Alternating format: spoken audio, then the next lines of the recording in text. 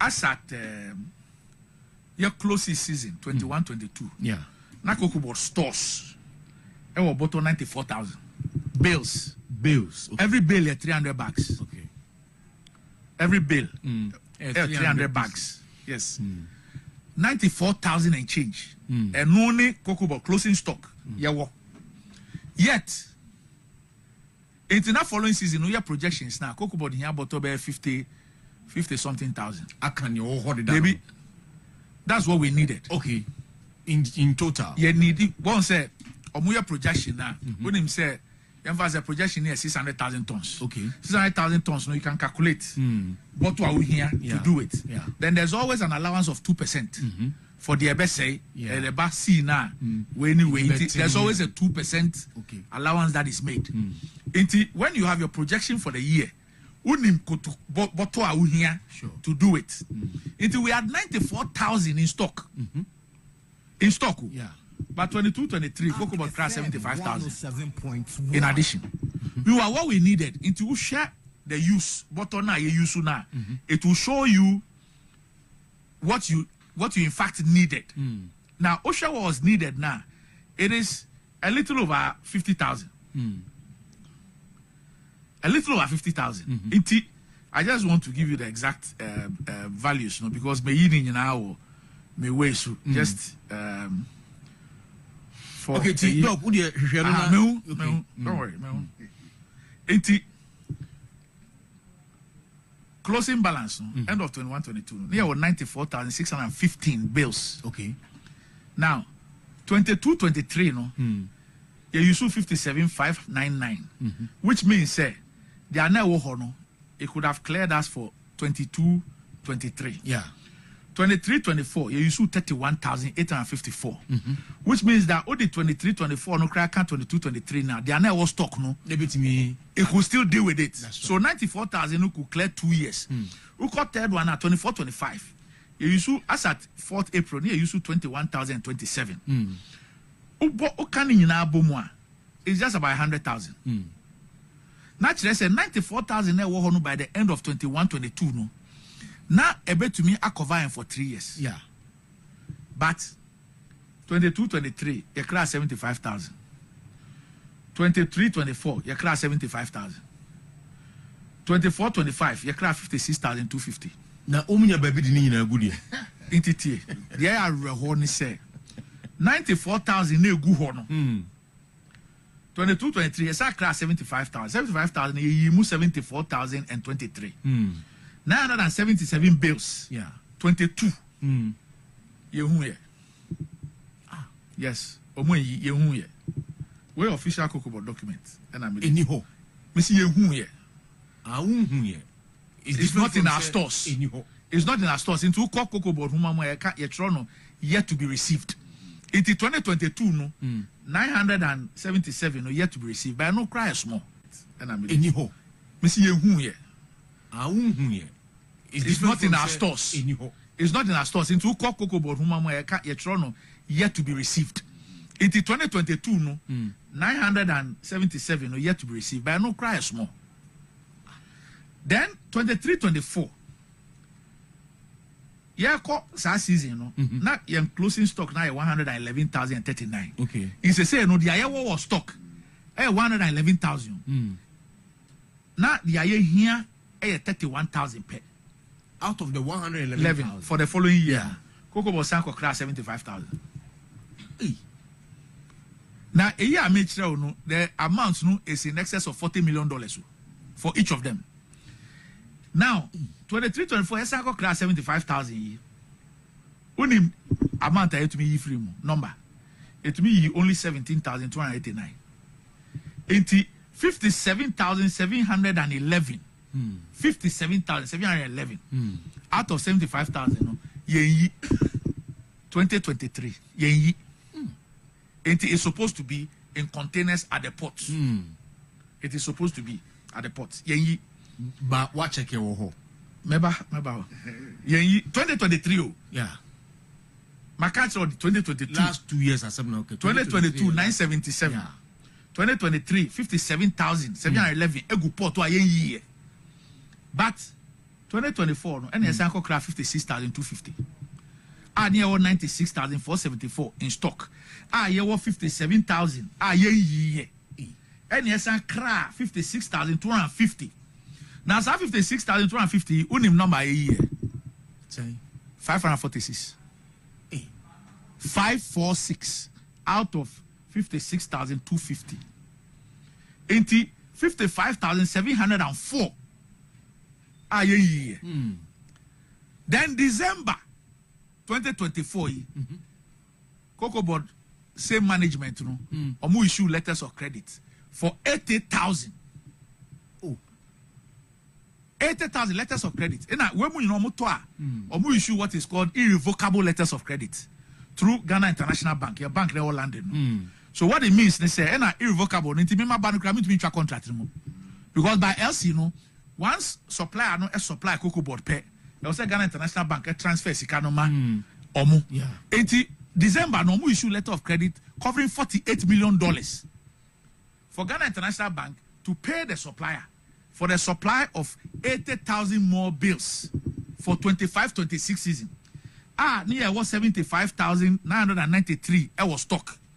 Yes, over 110,000 to me ye. Our port. And Amusa cra 80,000. A year irrevocable letters of credit. Ghana International Bank. Someone you Cocoa Boys 48 million to pay the supplier. Our toll the 7 cocoa regions, no. Washa see free baby no lebi pie region ha. That's Bono. And then Yami Adwano pay na any din komo kakra na. Ami hu niam akoso so far. Bra mo take over. Eti dog.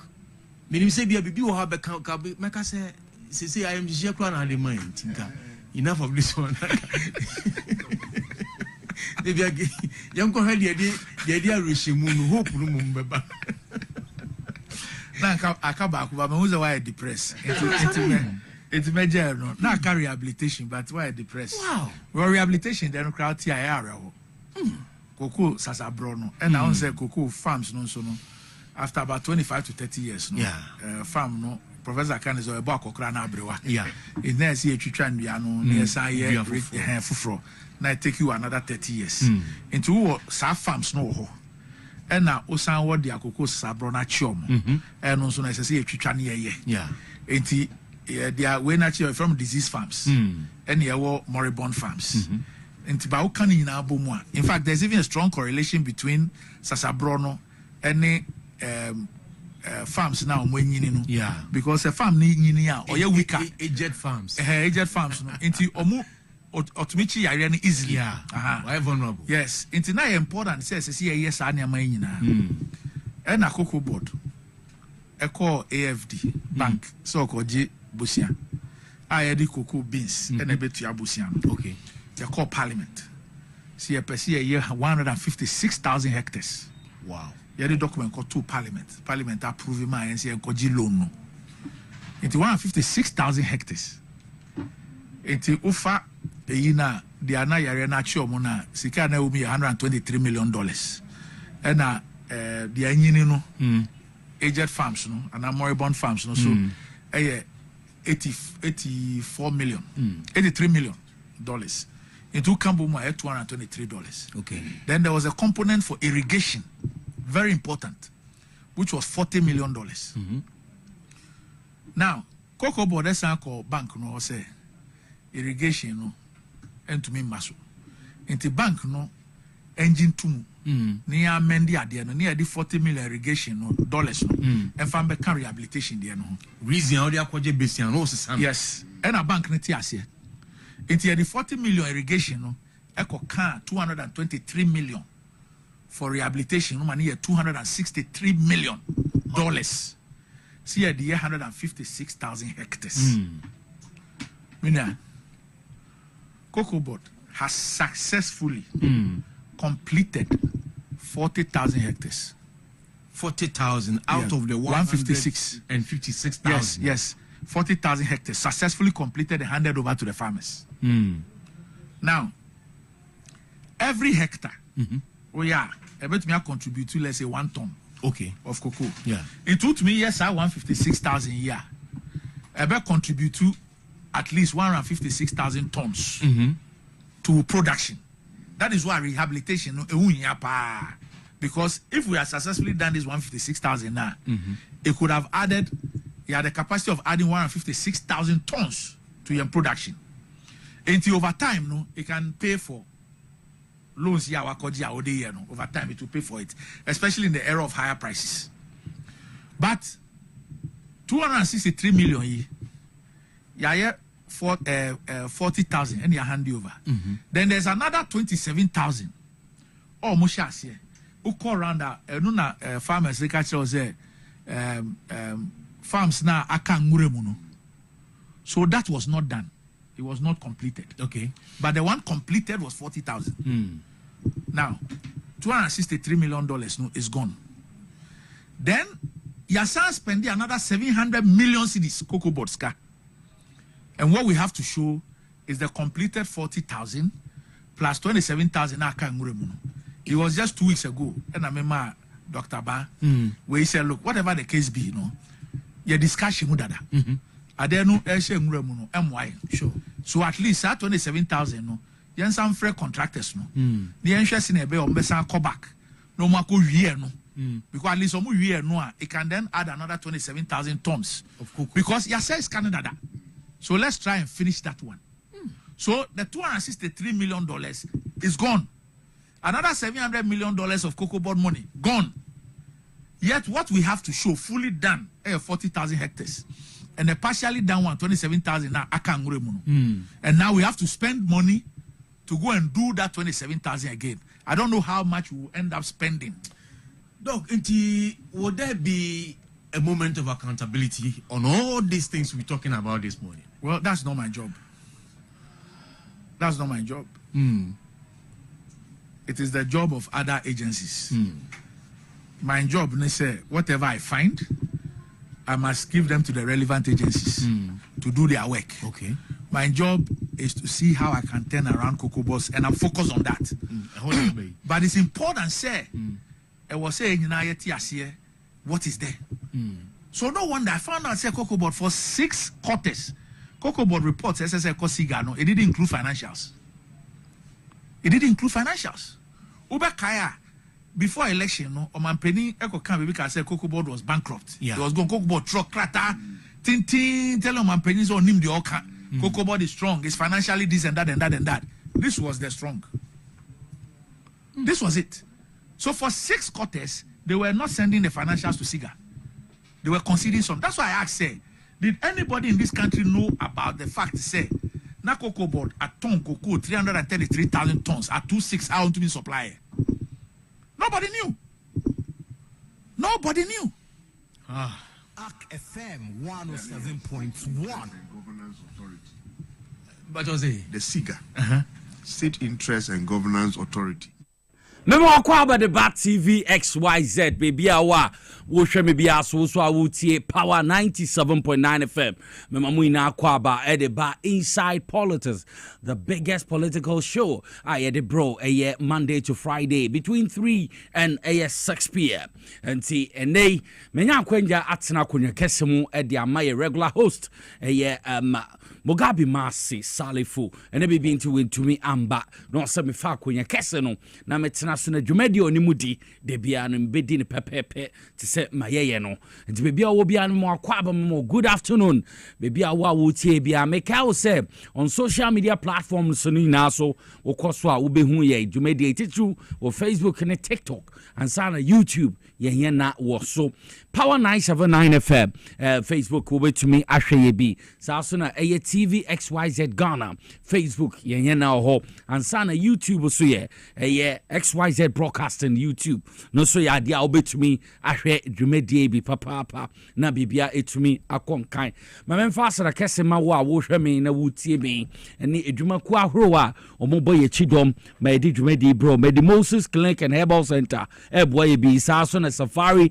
Valley Eco Resort eso ebo ye chidom bi and sana Power Specialist Herbal Hospital omobo ye Victory Garlic Mixture omo boy ansana X natural mineral water se kuku da mi na agiatum se dwumadie eye agiatum dwumadie nti behia so omo so de omo sika be ba behim na bibie tumi akonkan sa so na wo so eye dwumadie a ni patie ye papa platform kese pa to betumi de sika behim na ya bonema ho de ramo na bibia tumi akọ enkan ede amausa ma mfa aseda ma eye production team behind the scenes a omo na ye adwuma ni na ya betena ha na yetumi execute ama wo so a wo hwe yen ni bibia wo tie ye bibia Mr. Kelvin Asante executive producer ota adwumadie ye chi ye kwa MCR director Rav Jampo acting TV manager ansana mihu Abbas wo ho sofo Alex sofo Peter befro sofo Peter ansana Mr. Emmanuel Kisi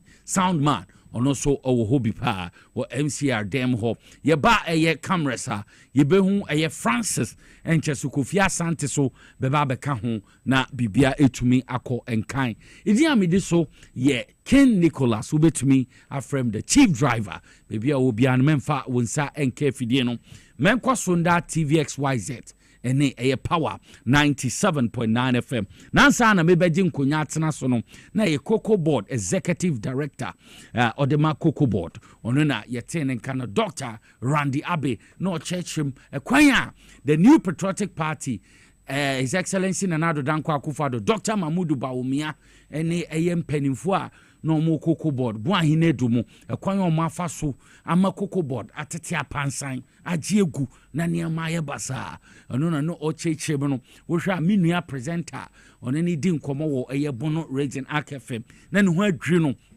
eti ohumonka enti mameka che ye papa mo ekuafo titu cocoa farmers ni na se mo nsha hom na munya abotre minim se mo pe cocoa ntumu Dr. Randy Abe amayate ase se obo ade a from August committee bia no ometumi abom ho bodin go se sia no ye ka bank crops ya Coco Board sika bia ni ho nso His Excellency John Dramani Mahama also very seti Coco Board na Coco Board etumi afa no ntuma pefra penifo be woso omo ho bebo omo ho mboten na cocoa no ntumi no etumi aba from August na musumanya nije enti we cocoa farmer nya abotre papa na to Coco Board ano no ondimete Dr. Randy Abe onimoye na obeye adwuma no kama yehu so ko Western region Western North make say me hwe kasamfo ina yehu ye no bono region sunyane na so wa oguso oba pro na oditi nkomo na yehu meko na niema ekoso Coco Board na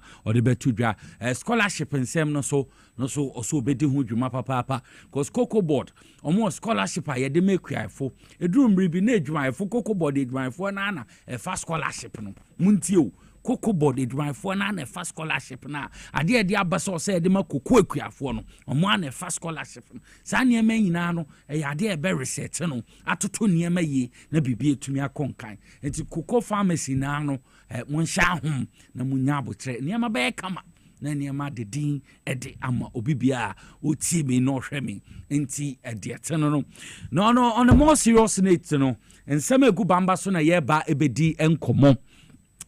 The new patriotic party, the NPP, general elections abato no obunya 38%. 38% no munya Dr. Mahmoud Bawumia no ye flag bearer or ye former vice president dano momo ye ne sese ya no madi nkuku awie na omo nkuku no mudi ye no aye nim guase ombeye ne den sese ya no omo so ombekọ thank you to 38 no omo kọ akwada ase se omunya 38 omo da mo ase pa me na minim se to wancho omo kọ na omo akopa chew we are sorry to sana nchemi ehwe no so still no almost koye thank you to you almost ase with the western region almost ase omwie no omutwa emhwi eba halfo na bono na niema bi ase wo ho bono region na niema bi ase ono na Kwame Abronye bono regional chairman de ma NPP I say hey moka kan samuria muria mosi pe unity wa hin okaka wie na Kennedy Japan so be kan say who born dog wo si so sika amede ama odan a wo betre mu on kran ende kai na ame na mpema o ndo hiani anya party ancho hiani tumi gina wo kasa who born dog ono so born adwen a eji he na say thank you to no adane eye gidigidi beef pa nti e friend no beef Kennedy Japan ho na sha say number pie Asante Mantoma ye che say when the new patriotic party eye omo World Bank ho no munyo mu vote pa eye Bantoma Church of Pentecost asorfie na mesi ho na bradwe na ntiase so ye papa says ya no ensentwafo nhie ma Honorable Kennedy Ohine Japan, former member of parliament ma Asen Central. Also former aspirant ma NPP. Was signed the abetu just say yade obesan premium. Says yade o say twano pano onkobium. Twano pano onkobium. Says your BBSC tona omoko no. We are sorry to say thank you to ondi echrebium.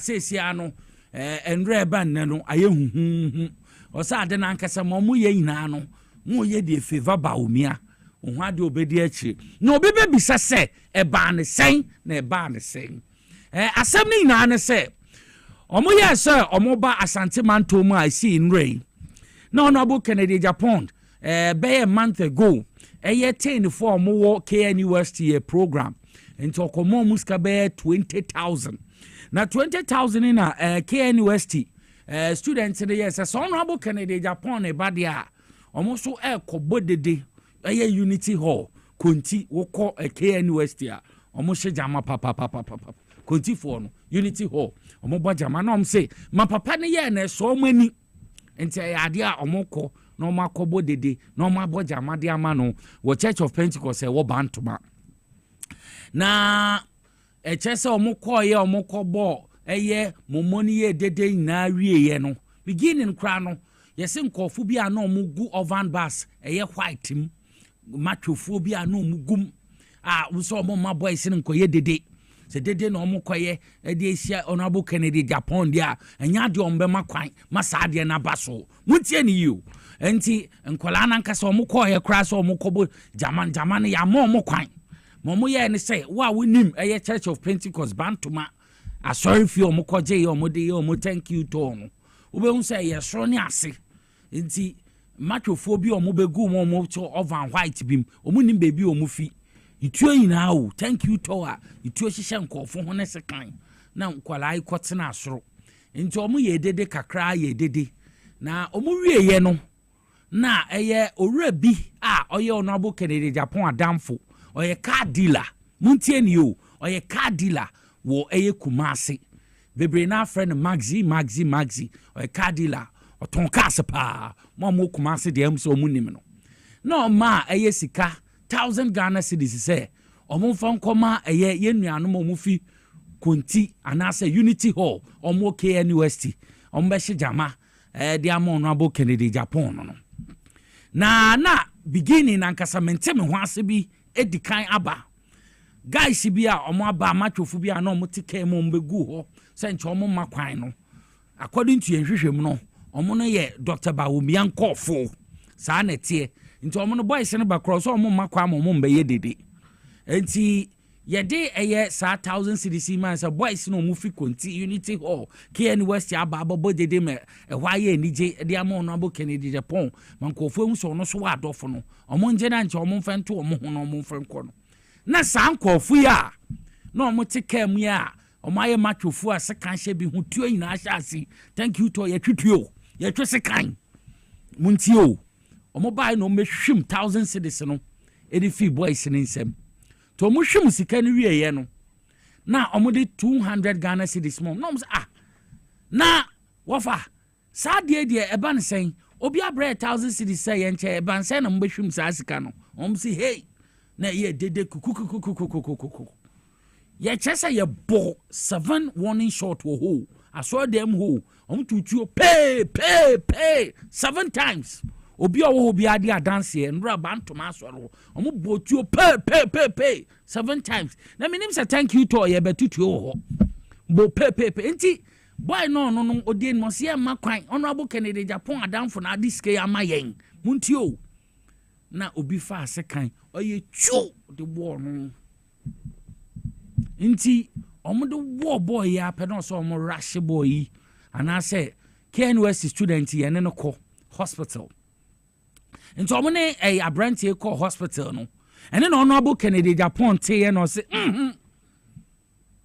me am nkwala iba se bi wa ɔmo bɔbɔ jama ɔmo bɔ momume ɛdɔyɛ amaya ɔmo na ɔmo ta machi so ɛba ne san na yɛtumi asɔre dan ho Pentecost asɔre dan ho yɛtututu san de sekan ɛwɔ nkwala no ma kwala ba ko bebi ɔdan ɛdin yi sasadia thank you ton ma redraw men kobiom na thank you na yɛbɛtututu awɔ sekan de a saa na ɛyɛ ade na kokra men kɔ no we say we am a supporter na would thank you to it ya yetumi ball to at any time cause bi mu na mutu ehye omo ho saa so na se kan hye nkofo ho enti for security reasons no me ankasa Honorable Kennedy Japan enya de a media tribune we am a supporter pe baby fa cause ade a ye na no ma ye say bi wa be ye Kennedy Japan ya ye be stable enti panotwa no me dia tribune thank you to me dia tribune we am a supporter men the actually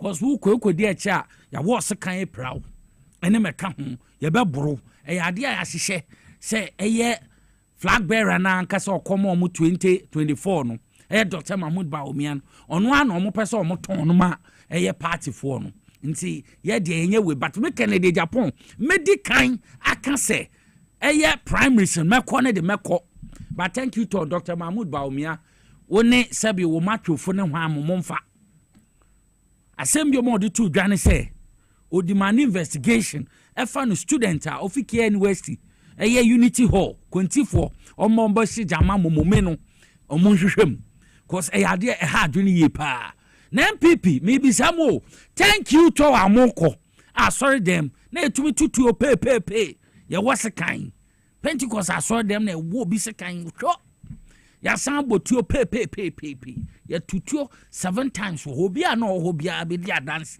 ya botu anya sekan keke muntie ne emse dodo na ate sekan no anya sekan kwa na si ho ya bo warning shot 7 times te obi hobia dia dance ansa na ye de sekan no ko wo bo ani cho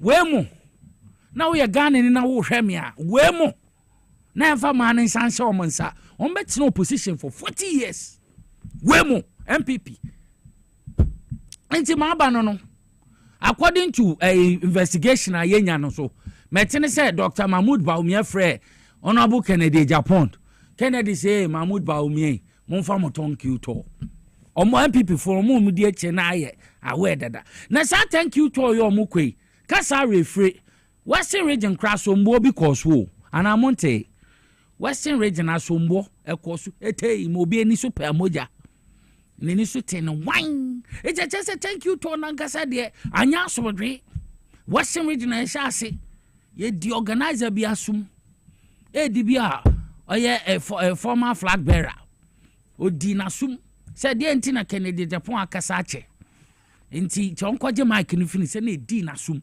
enti omo sha ase nankasa to na ase no asombo no mo de sha ase omo di obi asum obasim ansa baasi ni to ebedru kumase a eye omo World Bank so e ban say we Ghana ni a MPP for hondo omo thank you to ye kasa nyendu omo kasa sorry to kra thank you to na ye botuo ye wo wasikan we mu na ye sanfa ma na mo Honorable Kennedy Japan si panotwa no onkobiom we na chi tani bia so amendi akiri ko situo hyehyɛ nkɔfo ho se kan hyehyɛ nkɔfo ho ye kɔwɔ bi oni ma ɔka nti asɛm na aba nyinaa ne sɛ ɛyɛ thank you to MPP ɛkɔmɔ World Bank ɛyɛ Kumase Bantoma Church of Pentecost ye tutuo 7 times po warning shot and sana se kan didi mo no ya wo bi se kan cho no 1000 cedis nti ya wo bi se kan ye se omo ye Kennedy Japan supporters o ma no odin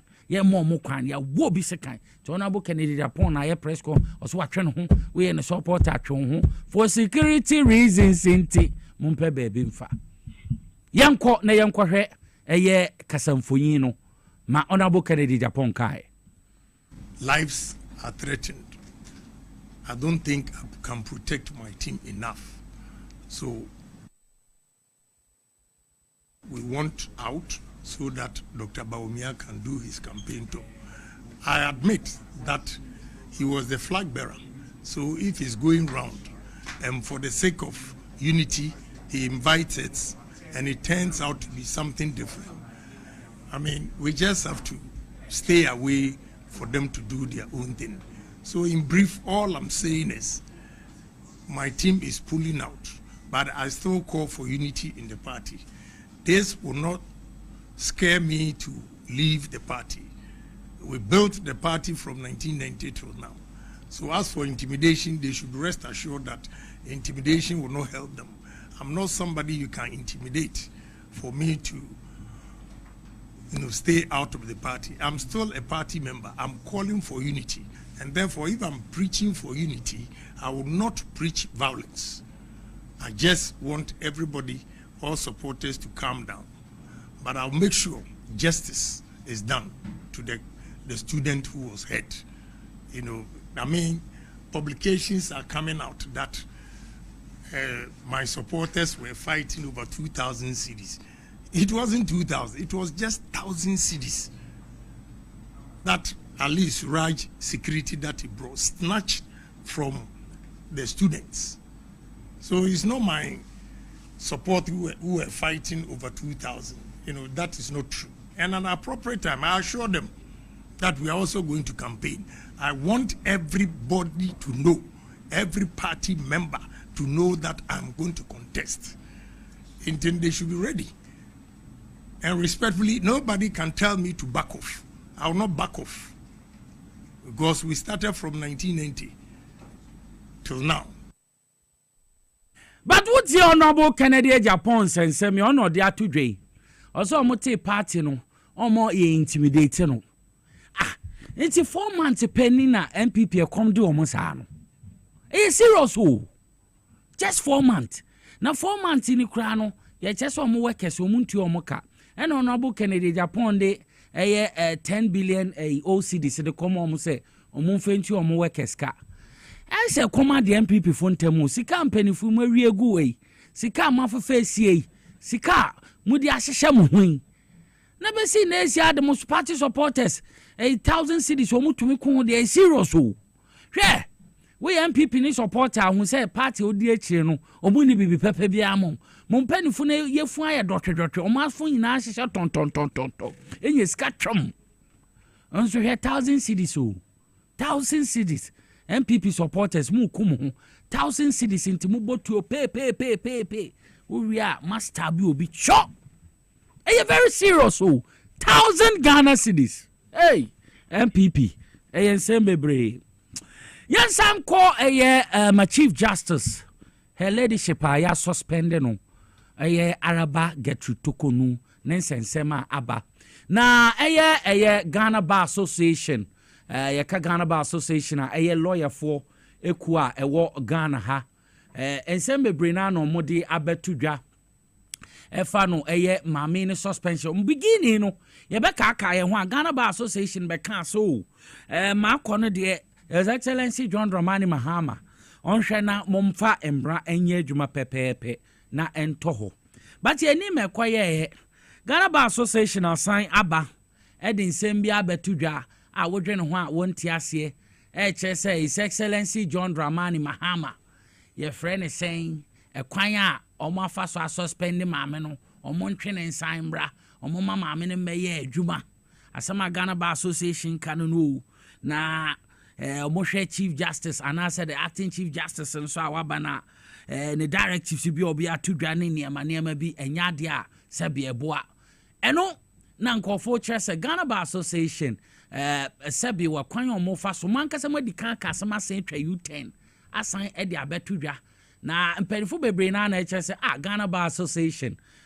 mamo ken enya de asebewa eboa we no ehia de oso omo kire se omo mbuade because se mu buade a His Excellency John Dramani Mahama e the due process no de ye adwuma wakase opese mbre ye adwuma pepepe wa forward e de akoma ye Council of State for omuso nhwehwem or the committee aba omuntu ho anamo enya de ode akɔhye na office akasa maame no ye yinadi anase maame ne yapam no o se maame agina nkyɛn na committee no hwehwem findings ana verdict be fi wa ba no ye de aye adwuma enti eye hu se mutumi ka asem na musa mochi sesi asan ba be ka se yɛmfa mbranya adwuma nsɛm demands a Ghana Bar Association ana Ghana ɛyɛ lawyers ama yɛkuo no yɛ wodwene ho bia wonte aseɛ nti saa nsɛm nyinaa no medwene ho a bisa sɛ nti yɛmbisa sɛ time a ɛyɛ saafoɔ wokɔ ɛyɛ oti region a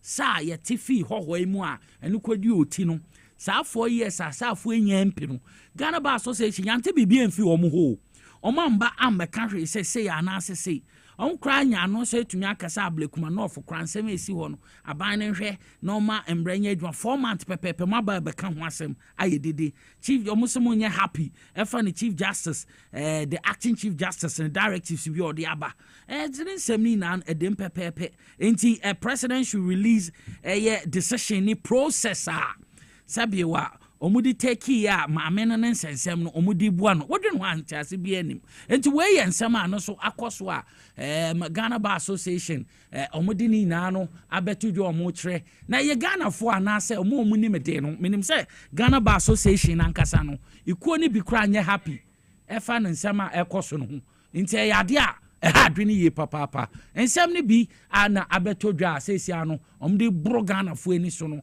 enti suspension of chief justice nensem omode abetodwa no omaka nsem bebre na nka se kyerɛ it's unconstitutional enti enyade a omode be ye adwuma enti ensem no metene no we legal professional and judiciary ma abededwa wo Ghana Bar Association nsem omoka but His Excellency John Dramani Mahama so mambra aye adwuma enti me edidemu no yenko yenim enti Ghana Bar Association ya yenyantie se members ni bi nya happy and the leadership anamontu omotu a omo call for His Excellency John Dramani Mahama omo pese omo kyerɛ se omampani ni mpanifo bi ya bias no meka ho we yensema no so efi Ghana Bar Association aba the Ghana Bar Association pente no mbeka asɛm rule of law enye adwuma mbranya adwuma pepepe na mutwa U10 esan beka sa asɛmi we ya de bi a wodwe ho a wonti ase enti ya ni maame na nkasa ade atum ɛsɛ ɛyɛ nokore me ne me kunu ne me ba aba ye koye ka kwaje pedem na nankasa se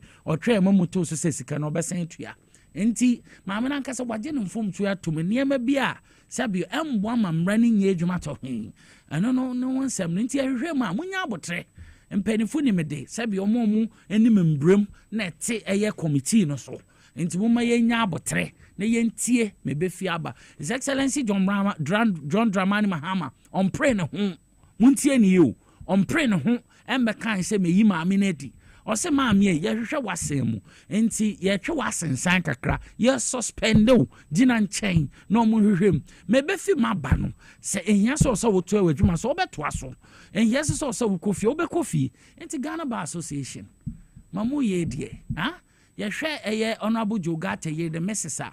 Jogata ma wona we omo president yenim so ni membrem ti munya abotre because wo hwe members ni bia ensam omo ka no omo so omo nti ase enti ekene ko ya hwe bete se members na omo Ghana Bar Association na so the counter eyaba abechechem se ma members no anase ikuo ne di aba no omo no omo support enti munya abotre muni mumbra na yentu Dana man na bibia ntumi enko enkansa baby adream ma yenko na yene doctor Oheneba yene nkodi nkomo na meka Dr. Oheneba every Wednesday bia wa we nitua say ma yedru power specialist herbal hospital Malamix edu aya Malamix herbal Malamix ansana edu aya herbal tonic Herbatin ansana jikadri level care anase ni na andro ni na abi ho a ode brain me maso ahwe ehun se power specialist herbal hospital omunimede na ma me papa wo hwe me utie doctor ano asem wi na utu anamonko woni beji yi papa na obekasa King Nicholas kan tichu o ma specialize wo yare friend hepatitis B A C D yi na awum ina okọ mehabo ene yare bi ode bekọ no ohene yere akosua edu aya obetumi aboama bibi etumi akonka Dr. in ba kwa aba bibi abako de forever young they be awesome on point so imprempretie for ne ahwefo ai krado Medase. Abusia yamuakwa ba power time bre aso power specialist heba hospital. Yadin Jeffrey as Dr. Penya da hospital the doctor. Akosia adu aya ho de bobi bia bia ojebre na ohwe power time. Da bia nsema ya kanyina ne say said enkrofo di power ho adanse TV so radio so internet rem ya hodo no wonso be ka dance di for no bi. Power specialist heba hospital. Dodo no afren last stop. Ye Kumasi won cry. Ana ye wo takra di Kumasi wo fe yase ye ni Jasper Flint station di enhwene mu wo aputo ja contrast kwan ne so Lake Road ana ye wo akra wo kwabenya ACP kwan so ne block factory no edi enhwene mu na fe takra de wo Anaje Estate Customs Road ye ne single washing bay no edi enhwene mu numbers no ayemiensa famu bia ofra branch na eben ono na ya ma direction abaho na wabeji wayaresa numbers ne 0555 797878 0200 3831 and 0244 544422 Monday to Saturdays and ye day juma Sunday panada enya juma even holidays ye juma aw ye branches ni nyina mu wo ba lab papa bia wo hia se ma ya no be ye de mfidi be hwehwe mu so hia se ma wo ye scan so hia se ma wo twa x-ray bibi biara asase ma wo ye na ye hu de ekoso nipadua ni mu ye hu de ha wo system no emu no ye be ye ansane de drug count enu ntina power nyame adom ye ntomfom ya de ye sa ya de etu ase da bia meka se yen treat just symptoms da bi nya so ka se oti oya ni am wadro no eniema betema oti ayo ya no edoso malaria typhoid hepatitis B and SSC so moja so te o pressure kwosoro bebre ni nyina no betiama oti de apayo even constipation betiama oti apayo enti so ka se oti oya be make sure say bia we ti paye no eye malaria we su ti paye no eye typhoid na ya hwe the cause of symptoms no na tackle the cause na tu yade no ase e de amount ba bia obi a hwe power time o de yade bia nante wonya hunu de how bra power specialist hospital yen hwehwe ni padua ni mu yenya wo lab yen fa video hwem yenya wo scan yenya wo x-ray na yen hwe de ekoso na yen mo entu ade no ase e ma ho ntimi ento ba bia obi a wa test hepatitis B positive tieniye hepatitis B positive ne master a power specialist heba hospital en shedam na ensu say ya o say ya yiri say ya okunu say ya oba say ya onua bi sa wa test hepatitis B positive a baby obenya yaresa baby a yade be tire free mojan mu baby a yade be ko negative totally negative a power specialist heba hospital idini ya ba ko pe power specialist heba hospital yanka ne ano sa akeke ye wadansidie ye wo nipa e betimi de yansa atene mu so akase nipa we na o yare ne etu ase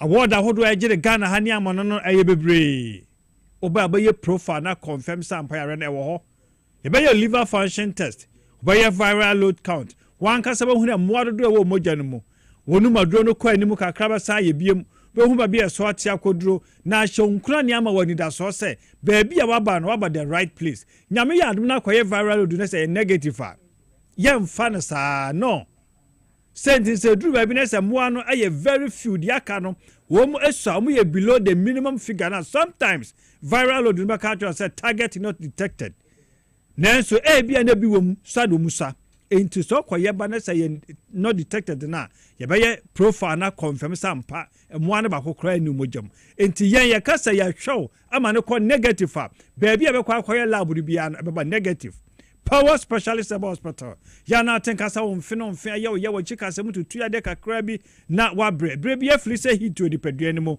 ya na honam hyehye honam kekaw wutimi tete ho sa na honam nyina atwitwa wudi diketo bi na yafu na hye na ayekutu sesi amno kasa yafu na hye se eyedin yafu no ehunhuno yafu no anya hono tumirika bra power specialist hospital e ma ya de we enku da bia me kasa ansa na bo so yafu na hono no dey so liver na siri say yakwam no no bo kwa ba scan no san wa sites chese nsuo ata na yafu no mo e ba no sa wo hia adua ya liver care sa aduro we aduro ya liver care ma shada na me free box no mu said ye say nkrofo di aduro ho adanse no obi timi ka say na me yafunu na eso na me yafunu no mo edu say o sha say so no moduro no yafunu twen na etwe e bia wo fat liver tie ni ye so wo fat liver na onya aduro bi eno no mu a ebe na ni fat ni nyina e bia wo liver enlargement liver na ho no e bia wo liver cirrhosis entratena ho bra power specialist hospital anasa payadro edu ya liver care na emwo ensa liver no yade emanya hoden na fa ya adwuma e fa hwe abusua bo modern so ba power specialist hospital kuma se encry anasa eyeta kwad me say number is 0555 79 78 78 0200 38 38 31 and 0244 54 44 22.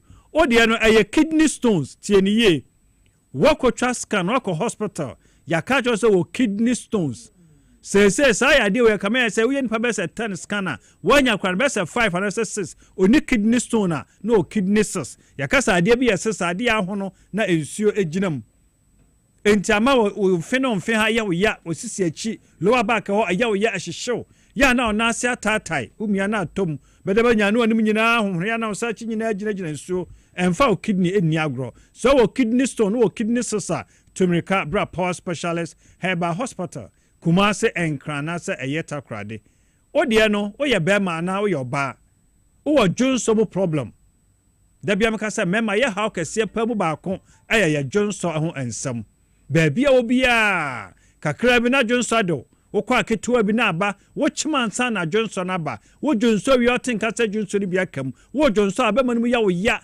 bemanum hyehyew e ma no so na se ya ne ya na se hyehye no obete sa jonso de na chesa jonso no kra no aguru hu nyina wie wo jonso wie ne moja di akire bo kwa jonso na ba ni nyina ye moja mesra so ya bema betima yo prostate wo your ba na ya bema betima your blood that is cystitis betima your kidney betima your ureter na so urethra anase bia untreated infections bi that is how na ba entena ho bema emiamfa catheter nkwahye bema eduru sabre na yesa niema eye akachi bra power specialist hospital ne ya hu sasem tusue no mentena tena ho fabra ne yen hwew ama waduru entu ade no ase ama ho entimi ento ode no eye osa eye ade bone ba ko betimi atete nko na nyina akwam de wa ya sam didi mi ya sam bo modern so ba power specialist hospital ya na obo efuno osa ekro enyan entia na bo no ne de na ya abofuno bo sabi ko atimi efe ya na abo no nyina yo ya de kopie wa chutanya hardbeds ya na usaru nyina titiriti udidi na aduane jejabo indigestion asa emframa bi egina oyam wo chika sanu tutu ya wo chest ya osa ya reboni na miadom ya ye eduro bi efe no eduro ya SK that is stomach care osa bi ekro bi wo ye furu no mu say ye duodenal ulcer say ye peptic ulcer wunya eduro bi betuni nyina ase ama wo atimi ato bra power specialist hospital kumase encry anase eyeta krade ode no eye malaria what test positive yen dey 2-3 days ebe content no anse obenya eduro ya malamis eduro ya malamis eye malaria duro sonko a ne nuro ni nyina ya hamanuo pure herba Food and Drugs Authority register jatum edamayen but money so benya bi na entu malaria na se emfama wonu menye ode wayare ma ho to fofora wo hia eduro ya herba tonic ukokata so ntumi na ya na woni su brubra bia wa yemre obeda banya ne bia na wa ne unipedo nyina wa yeboho wo hia eduro ya herba tonic but money so nsabeti akando ni nyina bi ye wojiri kajiri we eye me vitality enya duro aye gidigidi ti se aphrodisia da bi we nya aphrodisia eye duro bema na eye ntini ni moja se moja ni ntimi ko gire ntini ni mu a na cha se bema no aye mre aduro be yi ntini mu nyina ama moja na timi akota mu nyese ko gina mu keke ekota mu na bema na timi agina ne naso watimi aye adwuma ne ama wo mo bema de tena siridi na da hosudidi esoro ne fam nyina fani nyina abobo na ade chen am wo mo na wonya adua ya hebatin heba mixture ewe bi ka ho a ewe immune system booster said we Center for Scientific Research into Plant Medicine o ma recommend say ye du papa enniema a wodro no mu no aboa ma immune system no ɛyɛ strong na so nya bi de bom say dia there say baabia wu e de ama permutation no bo modern so benya no ni baabia obi a benya yendo no ebi atɔ herbal shops ahodo no mu kompo ehye omini mu oba ya mfa sekan enka ba mu oduru a ebenna ni nyina ama ho atimi atɔ sciatica to ase twetwon wo ya ho hwenye yi wo tena onam ayasam wo da ho ayasam bo modern so benya bi na bone fracture dompanimu bu pain baabia ko bia so dompanimu bu pain am straw fresh no an fabra ye be kan se ni adacho no enfa ha obia emro oba na ohia say your massage be your massage kama ama ona ne no nsa da bia yetitiriti no moja na entimi dia furu sane ye no ni nyina nso so abekọ ama ho atimi atọ awarefo mo pa wo ye stress mu mienu nyina momra ya na hia ye pa ema ni bebre tinisuo na mompa ba se ni munura wodro na nso be kompa na problem no free bema no mema bebre low sperm count na so na say no ho ode na otimi kwa rounds bi opinti no we me say no an ba yes semen analysis ba hwehwe ne hunsuo ni mo no na sperm ba kokora nim enso da bia ya wa won ma no edi kan mo pressure mo de mo mienu nyina mamra say problem no oba no ho e ba boa mo e oba ma no ho e ba boa mo say mo mienu nyina obi a kakra ye be solve am mo ni jetime wie peye power baby say nya no organa ha mo so benya bi na afi mo de ho adanse ba bia obi a ne ade bia titu bia no say yan kan ya de no ho asema no nche say nya ho adwuma fabra power specialist herbal hospital ye wo Kumasi ya won kran ena ye water cry the Kumasi wo fi yase ye ni Jasper Flint station di enhwani mu wo aputu oja contrast kwan so Lake Road ena ye wo Accra wo kwabenya ACP kwan so ne block factory no edi enhwani mu na takra de wo Anaje Estate Customs Road ye ne single washing bay no edi enhwani mu numbers no aye miensa famu bia na frɛ ye ne no monkomo Sunday penny da ye nya adwuma even holidays ye adwuma or ye branches ni nyina mu frɛ ye 0555 797878 0200 383831 and 0244 544422 Monday to Saturdays and ye di adwuma da bia meka say fa ya de ne bra power specialist hospital on fa ya de ne ma ensan fa nko de berada wakoma na bo twim no antwe da ko etwa hwe fam a eno ano no oba power ba boa wo ya ne nipa do ye dudu ye titiriti obesi metia fam a ase ade etare na ase na ne nase nyina ye tofu mpaboa hye na wrokra onte eno so nti koro obi ntime hye mpaboa mesro wabọ wa ache obi timi bọ na ne kokku nyina hyehye no obọ wa na oyi ahoro aye ne moja ewo mu bra power specialist hospital nyanko part mama ye duro wa ma ya manuro pure herbal ene de sayade ti ade bia tra ho ache no fabra power kwakata so abajo so saa why ha utimi did all right so tia na ete kwakata so untumi enna misro bra power specialist hospital mo fibroid hamo bra power ne mo ye nu ntia ma wo ho ayeden ovarian cyst ne akeka ho nyina timi si awo kwan e ma no mo problem mema so mo problem enam se nya nipa ba ko pe na awo ntu da bia ka se mo mienu nyina mamra ne ahwe de ha no low sperm count nyame adom ama doctor akwaso adu ya dura ya de hwesa ya de mu nyina baabia obi a ne ya de bia tete obi a no yesa wa ama oba na ma ya kwam ye nhwehwemu ne hu de akwaso nipadua no ko ade a ene ese de tie bia wa yaresa eye prekope bomoden so ba hwe kira kwan frɛ na basini bio ne mo nkomo baabia obi a branch na ebe on ne ama direction abaho na wabaje wayaresa wono wa amano ne esomo made hye baji no de sende wo mo ye ne aso etimi ye package no de sende na favors come on sa kama ama wutimi esa wo he mo treatment no eye smooth my wo de frɛ ye sɔre so frɛ 0555 797878 0200 383831 and 0244 544422 Monday to Saturdays and ye di adwuma yedo se bre bia ojebre na ohwe power time nyame ya adoma adasa na sabre yanso ye di apomde ho nsam no ebebro Yeah, but that doctor here about papa specialist about hospital.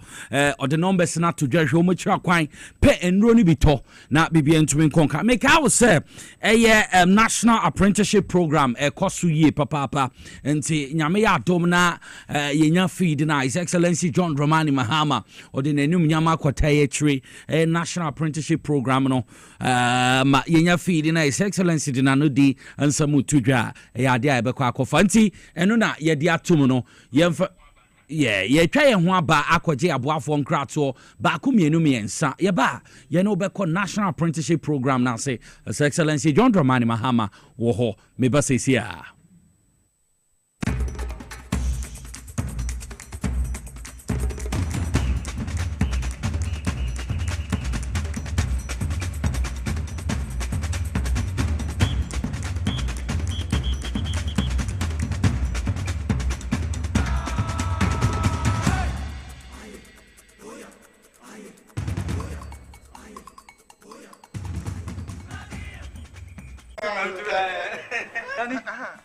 Messi menananum aguru basa abi bragro tibedu emlenu na ma premaye.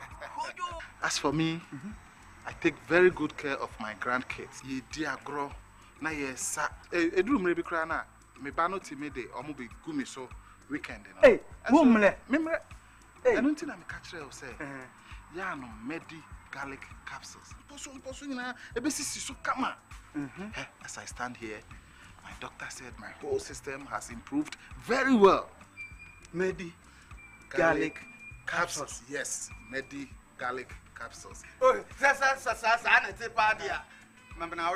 Medimosis garlic capsules. Wa mamoja di nipaduane mu afurusani ye na esiesie oba ne barima mahona wodin. Ubenya edroyi bi ato omanyi mu pharmacy stores frɛ wo 050 349 4885. Edroyi enya mamofra enye ndi mfie dumienu. Apemfo ene emma emanofo. Medimosis wunni how FDA ajidwe di nkratu yi ato. The serene environment fits into the goal of the school, which is simply to provide excellent educational foundation for your ward's development before they commence primary education. At first glance, clearly you will see why the school is called Hebron Hills International School, as the building stands tall overlooking town. With a Montessori style, we have experienced and dedicated staff and trained teachers. Our small sizes classrooms are meant to enhance teacher-focused approach where children get one-on-one attention from the teacher. Hello there.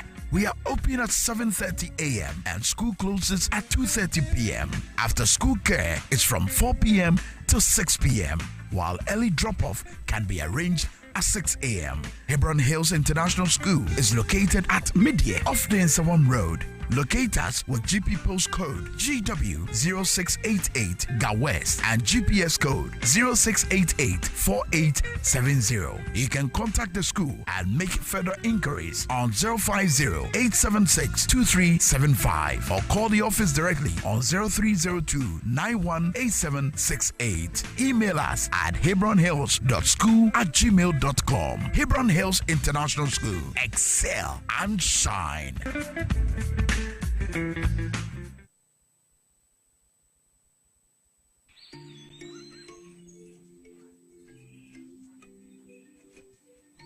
Upon your arrival, you are introduced to your butler, who plans your itinerary.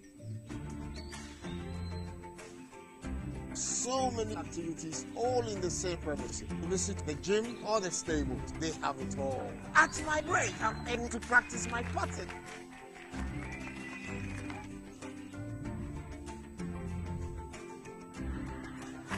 They used only electric vehicles here. This creates a serene environment. I'm told it's over 1,000 acres. My cabin here sits on 2 acres with a large terrace space overlooking my private swimming pool. Now this is royalty. They have their own farms, thousands of fruit trees. I can also have my lunch here at the waterfall. Quite a beautiful place you have yourself.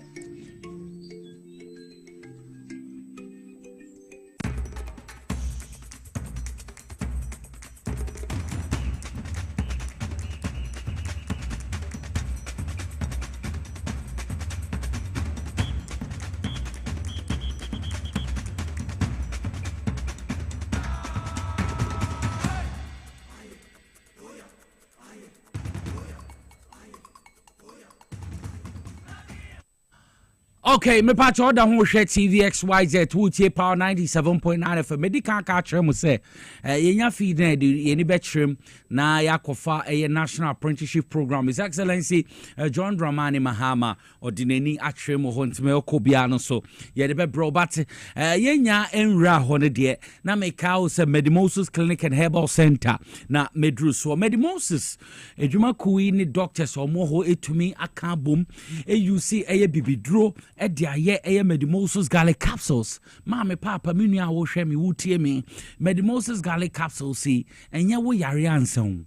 Me pacho bebre ebo ma moja ni die fru sane titi obi ho se mensane me nan aye tititi eya na moja ni ntumi ensekulate ye ebo ma moja ni die fru sane obi ho se mensa na me nan aye tititi ananse acheme ananse ne he no fiche o me pacho unya bia ebeboa sa so na cholesterol level no wosro ebe check na am ateso ede am woni paduam sa so na niam bia mbu woni padua no ni nda no ebetumi eyi ni nda efi ho boost immune system ne papa Mame papa me nua wo hwe me wutie me kamfo Medimosis garlic capsules edi amount enye na wo pharmacies licensed chemical any herbal shops ato apete organ haina enti wo kwa wo se wo pe Medimosis garlic capsules na bibia etumi akọ enkan esa sa so na Medimosis Clinic and Herbal Center omundre dama maka na wo pe bitwa ebebo na ka Medimosis dia na onim so omo clinic no prostate omudi hu dwumadie pa ane na enim Medimosis titru prostate disorders why embre wompem be ma no ba wo your problem no so ebeboa sa so na hypertension diabetes sciatica typhoid fever malaria stroke STIs pacho gonorrhea syphilis chlamydia na meka hu ni no de ko mbeboa omo san wo dental clinic ho omo dentist wa bini ye papa nti enu mo dwumadie so opese wo to sen wo sen to kra bede mo feel mo omo white na wo sen enu mo dwumadie bia no de weni chemo Medimosis so mbeboa ye papa henkra ha obehu won a dental barrier opposite the police station obehu mo ho AESL building inside Ghana Highways Authority yard Accra Ministries here obehu mo Ajay Kojo opposite School for the Deaf no so obehu mo Kumase ye ahema kokobin santase oboase kwan so no so obehu Medimosis wo ho papa 0244 068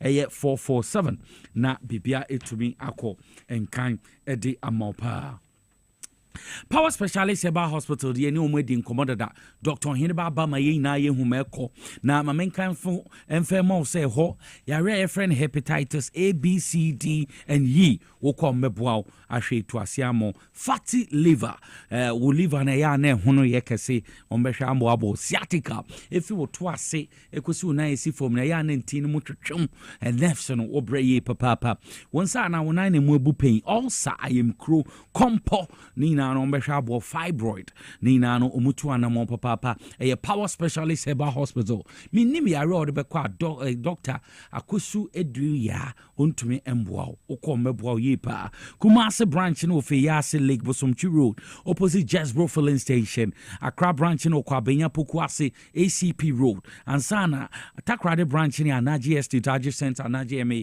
Primary School Oni omundin komo 0244 544422 and 0200 383831 0555 797878 and your WhatsApp na woni omo ending komo na bibia entumi enko enkan me say yeah di nsuo na wonom nsuo bebre na na wo dwaman so ba me kanfo X natural mineral water e di amo wo ye nipa wo ho mojedu mo afuru sane your body na nkasa nsuo fa be 70% na nsuo bia na osese wonom wo stay hydrated so nsuo e betumi abo e nsuo mo tumfo nsuo mu Paul Ambantemesi ne dikamfo nsuo a ye former Black Stars captain Steven Tornado appear na oba ama na hoden no ho asem na making your friend X natural mineral water your 350 ml and then a package in ice a ball no your 500 ml na your 750 ml wonu mu nsuo a bisa X natural mineral water e bi o drama so ma me papa pebina towati we wani chemo XYZ broadcasting yani ahimfie ha ye will su Abebrese Street. Udru su Abebrese Street will be so be XYZ broadcast na. Ye ben Roma so dan kesieno. Oba depo kesewa ha. Kese ope Uncle Robert ope Chelsea pa. Dudu bi ope no de bema. Saso na oko Melco Moa. Wonsa betumi akebi ato. Ma me papa bi oton so wonton ex natural mineral water. No bo ye fo. Oton so e beto when yam faso de bebre. Saso na wo ye party, family celebration, occasion bia. Obetumi serve ex natural mineral water. Wase. Eya frefra 0596 273546 0596 273547. Idini ex natural mineral water. Kasheme simply natural.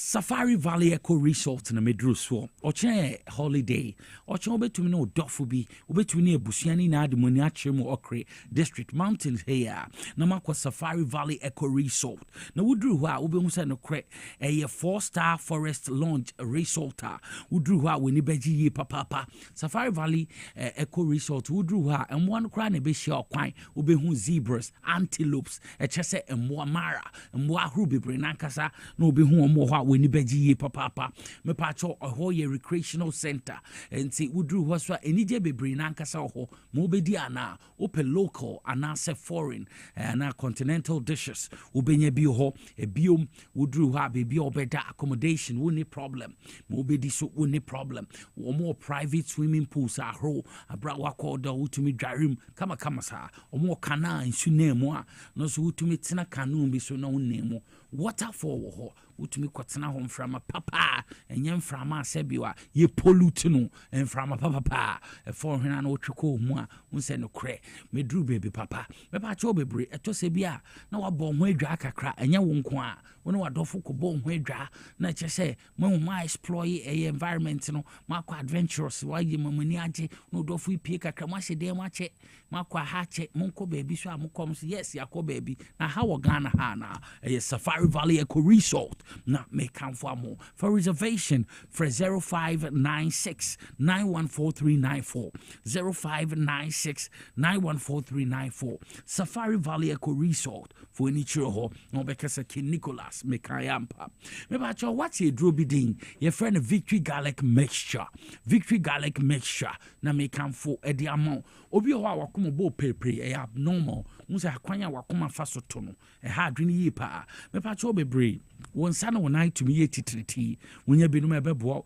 woni so to me kusukusu na so woni so chin wonya bi ebebo ebo ma moja ni circulate yi papa enti pe e Victory Garlic Mixture na bobobi na bibi entumi nkonka enya na wo Ghana afa na nyina bebi eton adrobia okwa Victory Garlic Mixture obenya bi ato na wetumi anom nkra ha de open do afo ani chiomo Kens Walk Herbal for 020-1293-2880 and 0242-545633 na wonim penifo nkasa na ewo mu bia no so ye mo bi na wosoto na bibia ntumi nkonkan ochina workers day May day Ghana workers ebetumi asori ediomoda na bibia tumi akonkan nti yemamo happy workers day in advance Ghana drive for ina workers day nti the attendant says excellency John Dramani Mahama obishia Ghana drive for obekasa ode ensempa ne visioner na ban woma Ghana workers no odini na beto nti labor front minim so ochina beti asem de na bibia etumi akonkai dem amedi kankai no nash menim say baby edu no yensembre yebekọ na national apprenticeship program no yakwa akofa na oso wetumi ahwebi na ennensam bebre na so na gu bamba so a yebedi ho nkomo ekuku da momo ha me no mbedi dwuma yebete Alhaji Amadu Bukari Sorogo enka oye former member of parliament Edima Madina yebete nka sa so na former chairman de Eastern Region NDC chapter yebete nka chairman Bismarck Teria Boateng ono so bebe pim na yene no edi enkomo nti mprempren de me yen crossover na yen kohwe national apprenticeship program dwumadie ene vision His Excellency John Dramani Mahama owo magana mbebu no ye de ni o mama yen hwe ne ntie bie na eba ebeto dwumadie ne so 2020. Ladies and gentlemen, the mosquito who causes pandemonium in the camp of the opponent The only general in Ghana politics is here with us today, the chairman of the National Democratic Congress. Ladies and gentlemen, we also have the member of parliament for the Tamale North constituency, my former constituency, the Honorable Al-Hassan Soyin is here with us today. Round of applause, ladies and gents. I see the member of parliament for Sanargu constituency, the Honorable Isa Atta is here with us today. I see the Vice Chairman of the National Democratic Congress, Chairman Azoka is here with us, ladies and gentlemen. Round of applause for him. Yes. I see Honorable Adam, the Member of Parliament for Myong constituency. Honorable, let's see you. Thank you very much. I see the CEO of the Ghana Lotteries Authority is also here with us today. Honorable Abdul Salam is here, ladies and gents. As the program goes on, I shall come back and acknowledge the presence of more of the dignitaries that we have. But I also see Shamima Muslim with us today, ladies and gentlemen. Let's make some noise for Shamima Muslim. And of course, the special aide to the President, the Honorable Joyce Bar Mokhtari, is here with us. Ladies and gentlemen, we shall invite the Member of Parliament for the... Okay, he's given me permission to go on, so I shall do that. Before I even go ahead to mention his name, let us go through some of the things he has achieved within this short period that we swore him into office. The moment he was sworn into office, the first thing he did was to travel to Boko and commence conversations to restore peace in Boko. Round of applause, ladies and gentlemen. As if that was not enough, he constituted a committee to set up the Gold Board. He formed an 8-member Education Forum Planning Committee to submit a report and plan an education forum in 2 weeks, which they did and delivered well. He set up a tripartite committee to negotiate and determine minimum wage and base pay for public sector workers. And guess what? He was in that meeting himself. Ladies and gentlemen, he issued directive through the EPA for immediate halt of illegal mining activities in forests and water bodies. He saw to the reduction of residential fees for University of Ghana students from 3,000 cedis to 2,500 Ghana cedis. He reduced the number of ministries from 30 to 23. Ladies and gentlemen, in a record 14 days, he had appointed his 60 ministers and deputies. In fact, he had formed his cabinet. Ladies and gentlemen, he halted the sale of state land and requested the Land Commission to submit detailed reports of state land purchases. Ladies and gentlemen, he reduced Hajj fares from 75,000 Ghana cedis to 62.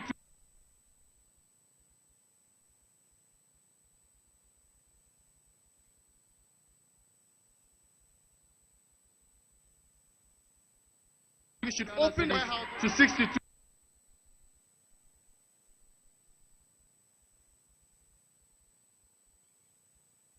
To victims of the Kantamanto fire.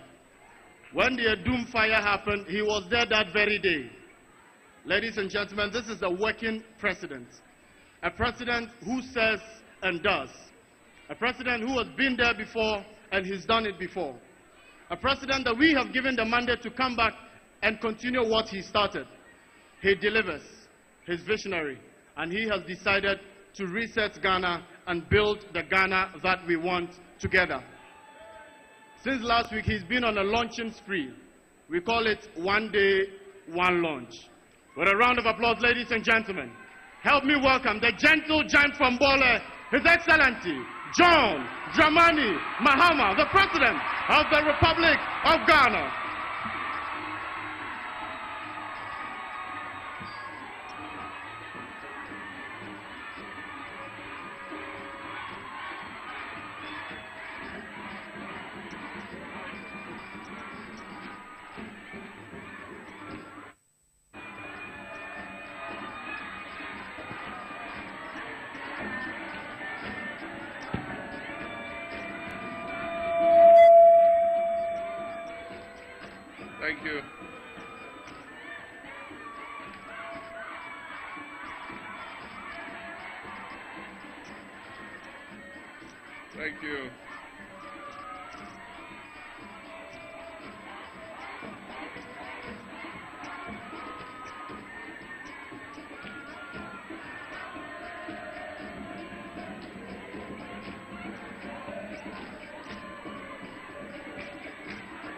Thank you.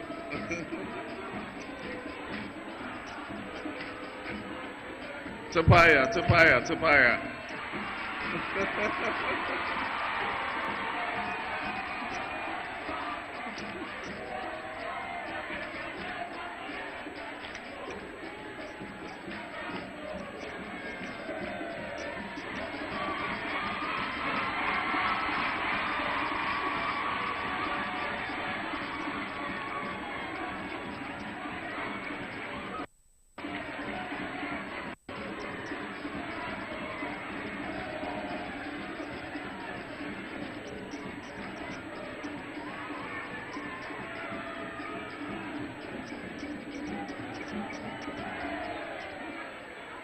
Thank you very much. I was a student in Commonwealth Hall in Legon. So I know that when the choir starts moving, it's like a train. The brake does not stop the train at once. It has to reach the station before it will stop. Thank you very much, my children there. Thank you very much. As was said by our brother Ayarga, you can fill the form online. If you are not digitally competent, you can go to the district assembly office and they'll give you the form free of charge and they'll help you to fill it out. Even if you have little formal education, you still qualify to be in the National Apprenticeship Program. So whatever you want to learn, whatever skill you want to learn, if you want to be a seamstress, a mechanic, aborna level palua, anto chante fele forma.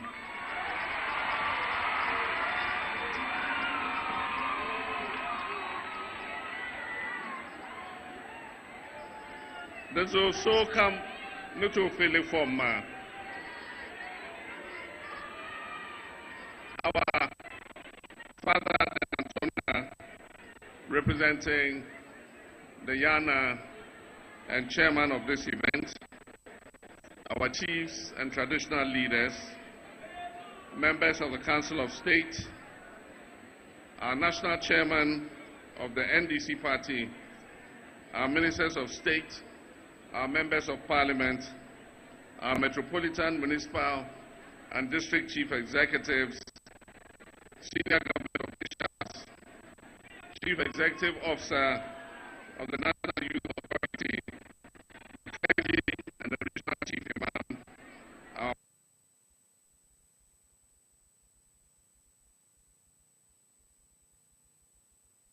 of the National Youth Authority,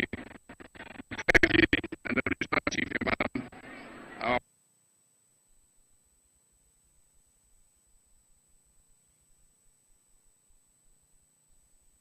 I'm honored to stand before you at the launch of the National Apprenticeship Program, NAP, under the theme Skills for Prosperity, Empowering Ghana's Future. This initiative is a testament to our unwavering commitment to investing in the most critical asset of our nation, and that is our youth. It also reaffirms the pledge contained in the National Democratic Congress Manifesto of 2024 to equip young people with relevant, marketable skills that meet the demands of the 21st century job market. The challenge we face today is a growing youth population with limited skills. But Ghana is blessed with a vibrant and youthful population. Yet too many of our young citizens find themselves battling unemployment and underemployment.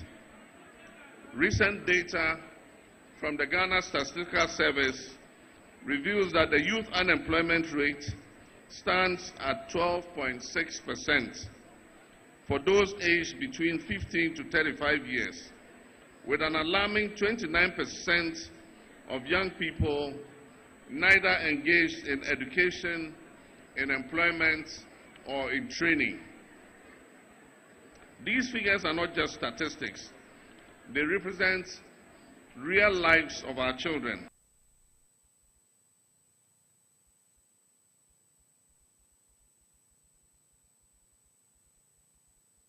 Statistics. They represent real lives of our children. They deserve to thrive. In our 2024 People's Manifesto, we made a bold and deliberate commitment, and I quote, we said we will create 1 million jobs for the young people, particularly in agriculture, manufacturing, ICT, and vocational skills. The National Apprenticeship Program is a major step towards fulfilling that promise.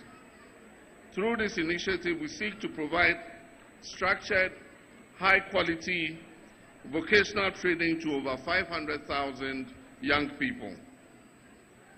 Young Ghanaians over the next 5 years will start with an initial cohort of 10,000 apprentices nationwide. The National Apprenticeship Program will deliver comprehensive training in a wide range of sectors. We have agriculture and agro-processing. And so if you want to go into agriculture and agro-processing, you can enroll as an apprentice.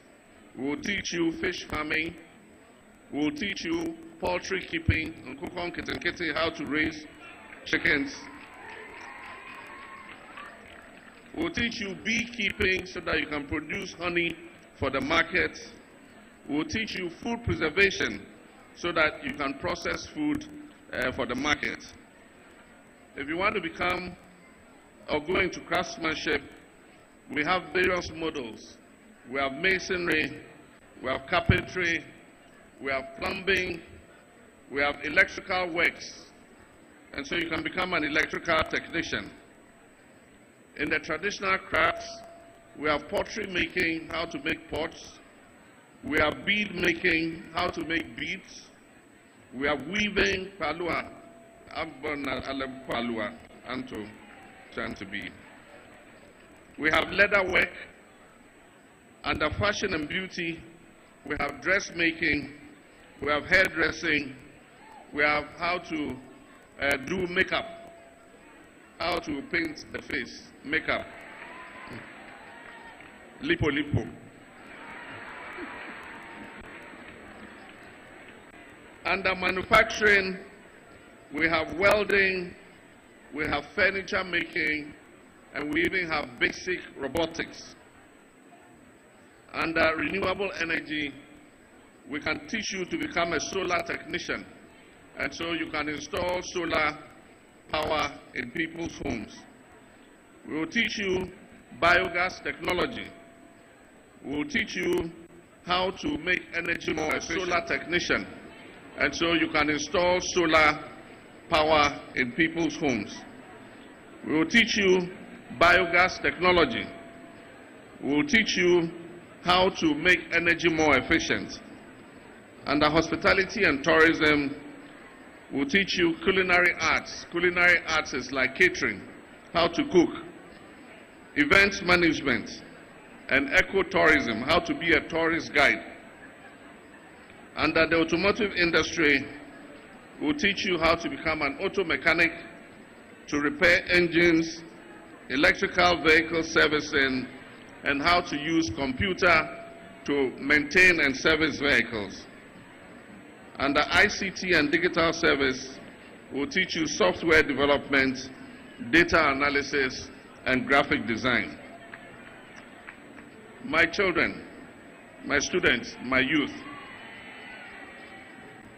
Now this part is interesting. Each apprentice will receive a stipend, an allowance for transport.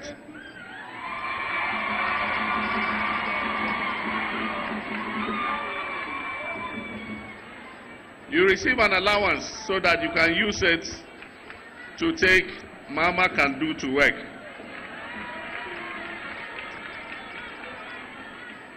You will also receive starter toolkits.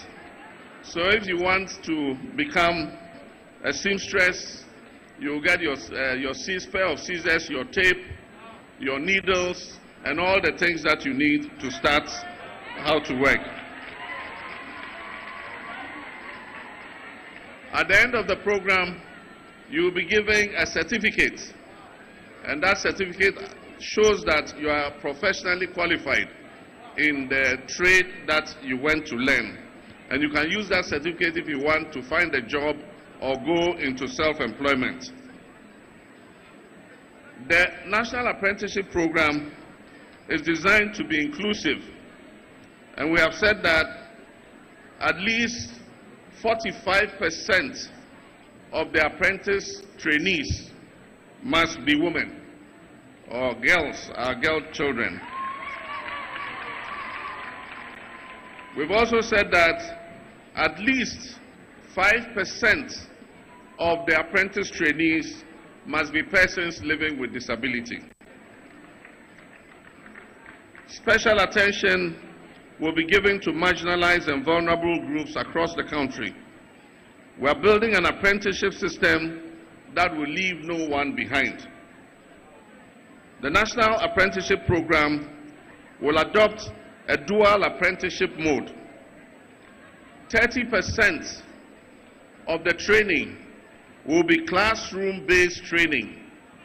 You will learn the theoretical training to become professional in the skill you have chosen.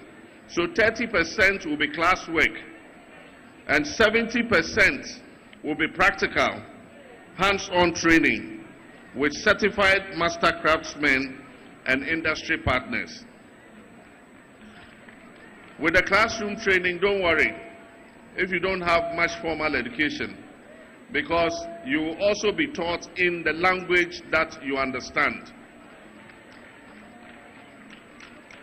Training will range from short-term modules, that is 2 to 4 months, to long-term programs. The long-term programs will be between 12 months and 18 months, depending on the trade and the skill level that you have applied for.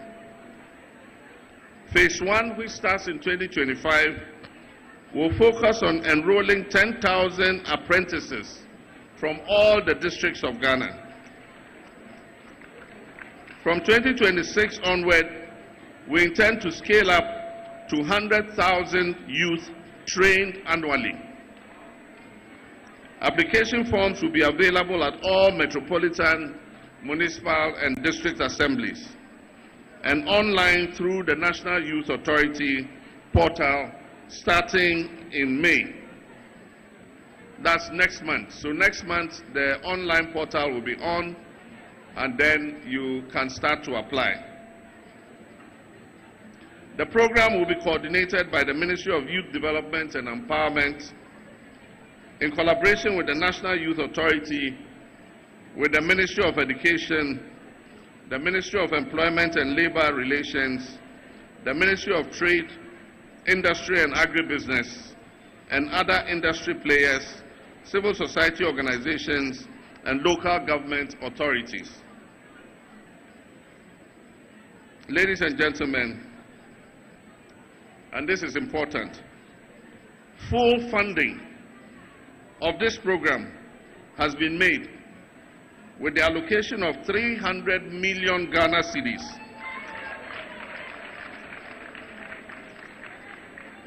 In the 2025 budget by the Honorable Minister of Finance. And so this is not going to be like some programs where government rushes and starts it and there are no resources to fund it. With this one, the Minister of Finance has allocated 300 million Ghana cedis for 2025 to start the program. And so the apprenticeship program is projected to achieve the training of over 500,000 young people within the next 5 years. A 60% employment or self-employment rate among the graduates. An average 40% increase in incomes for beneficiaries, and creation of more than 25,000 new small businesses over the next 5 years. A skilled workforce contributing significantly to national industrialization, enhanced empowerment and social inclusion, especially for vulnerable people. I wish to sincerely acknowledge the Alliance for a Green Revolution in Africa and all our development partners for their steadfast support in advancing youth empowerment through skills development. Your contributions have been invaluable in the design and rollout of initiatives such as the National Apprenticeship Program. I will look forward to continued collaboration as we build the Ghana we all want together. In conclusion, today we are not just launching a program, by igniting a revolution of skills, dreams, and hope. We are charting a bold path towards a future where every young the unwavering support to the success of the National Apprenticeship Program. After all, a happy youth make a happy nation. Together, the unwavering support to the success of the National Apprenticeship Program. After all,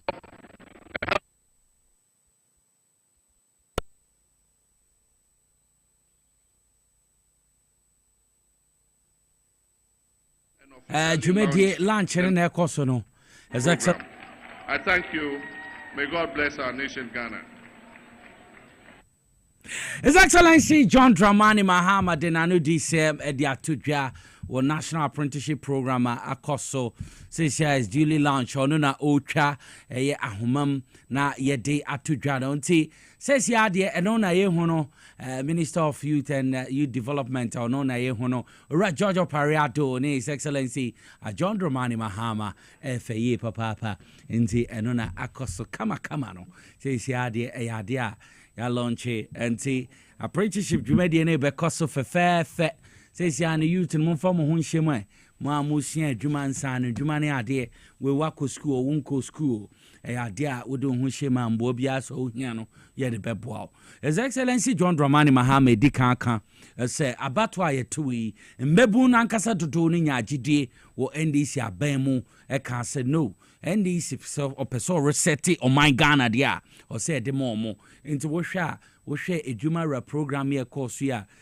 apprenticeship program ahoro youth programs ahoro nankasa wo hwe youth employment dwumedio mudia na che say mebu no enidaso wom ndwuma eba ma mebu no so enye dwuma ye enye fa bi efe nti de teno no makoso no His Excellency John Dramani Mahama Alanche apprenticeship program no National Apprenticeship Program FAE papa bro adwene ntiase so nti we yadia say no say so mutwi we opportunity or say so na yetu ho anamona bibia etumi konkan enche yebeti Alhaji Amadu Sorogo enka yebeti Chairman Bismarck Teria Boaten Sonka ekuku dame yebedin komo afa dwumadi ho papa ebetumi aboa yina ma bibia etumi akọ enkan esa nti FAE yebetwana mo bata ye hwese se ebetom aso se ende yenyan ntie se Attorney General o mampeni anase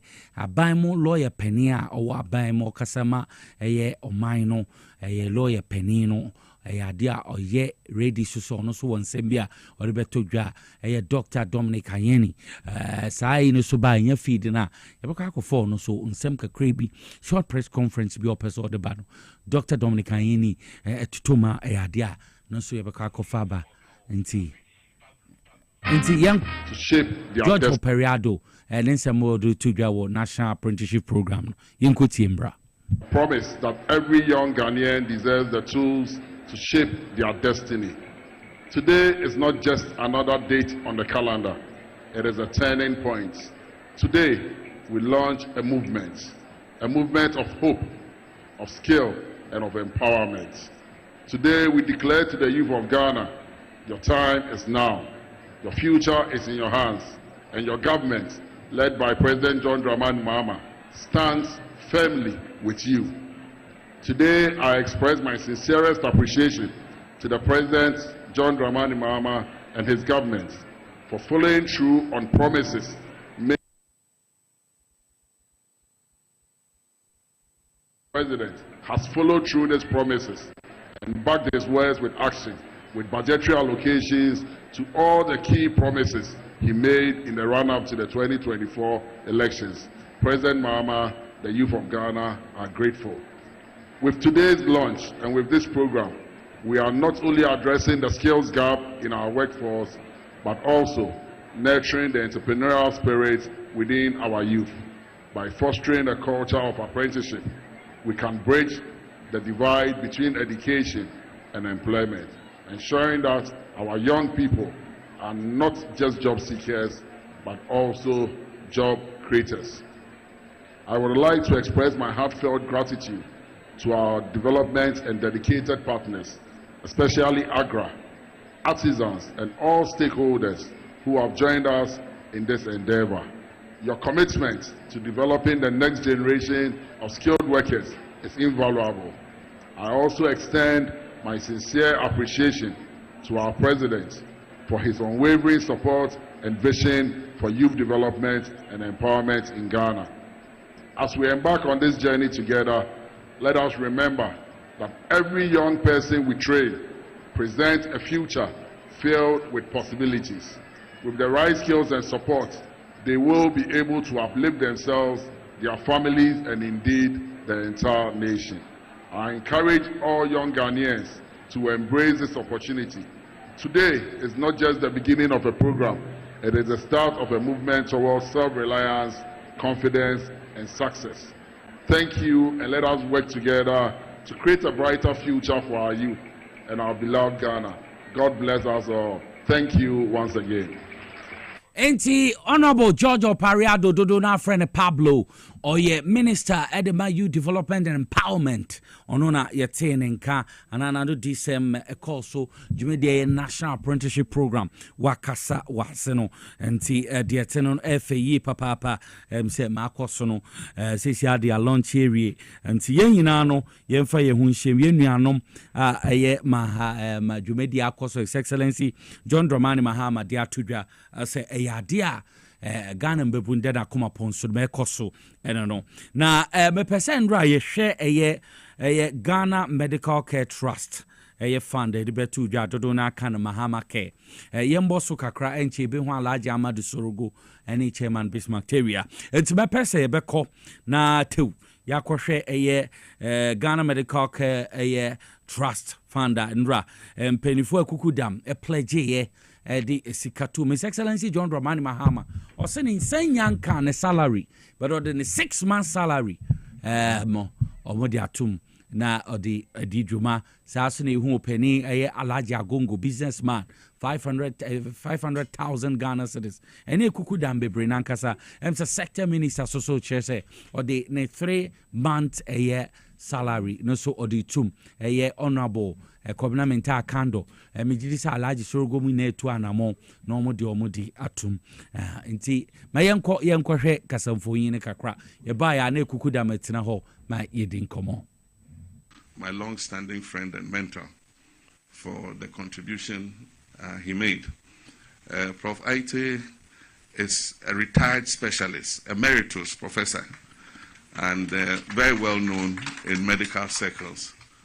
And so when he gave the envelope, I mean, for a retired pensioned, medical professional, I was curious to see how much he had given. And so after I took the check, I gave it to the health minister. But after a while, I collected the envelope back, and I peeked at it. And he won't want me to mention it, but I want to say that I was surprised at how much he's giving. Society, a doctor on pension has given $1,000 to Ghana Medical Trust. And so that should encourage all of us and encourage, the corporate institutions to do even much better. But on that note, I also, as the initiator of this laudable program, would also have to give something. And so I've pledged half a year, 6 months of my salary to Mahama Cares.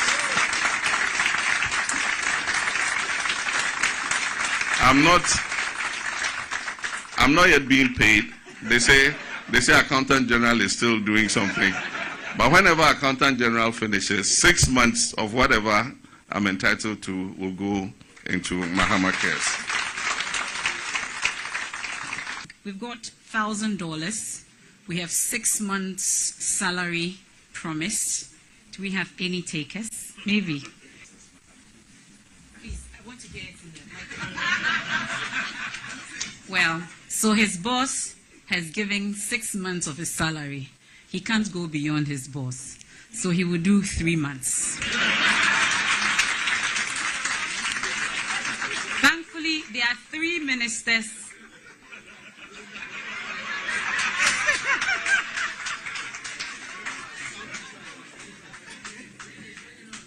We also cannot go above the Minister for Health. And so, as police, the 3 of us here, we are doing a month each. Thank you very much. Seydou Agongo, Alaji Seydou Agongo, is giving us 500,000 Ghana cedis.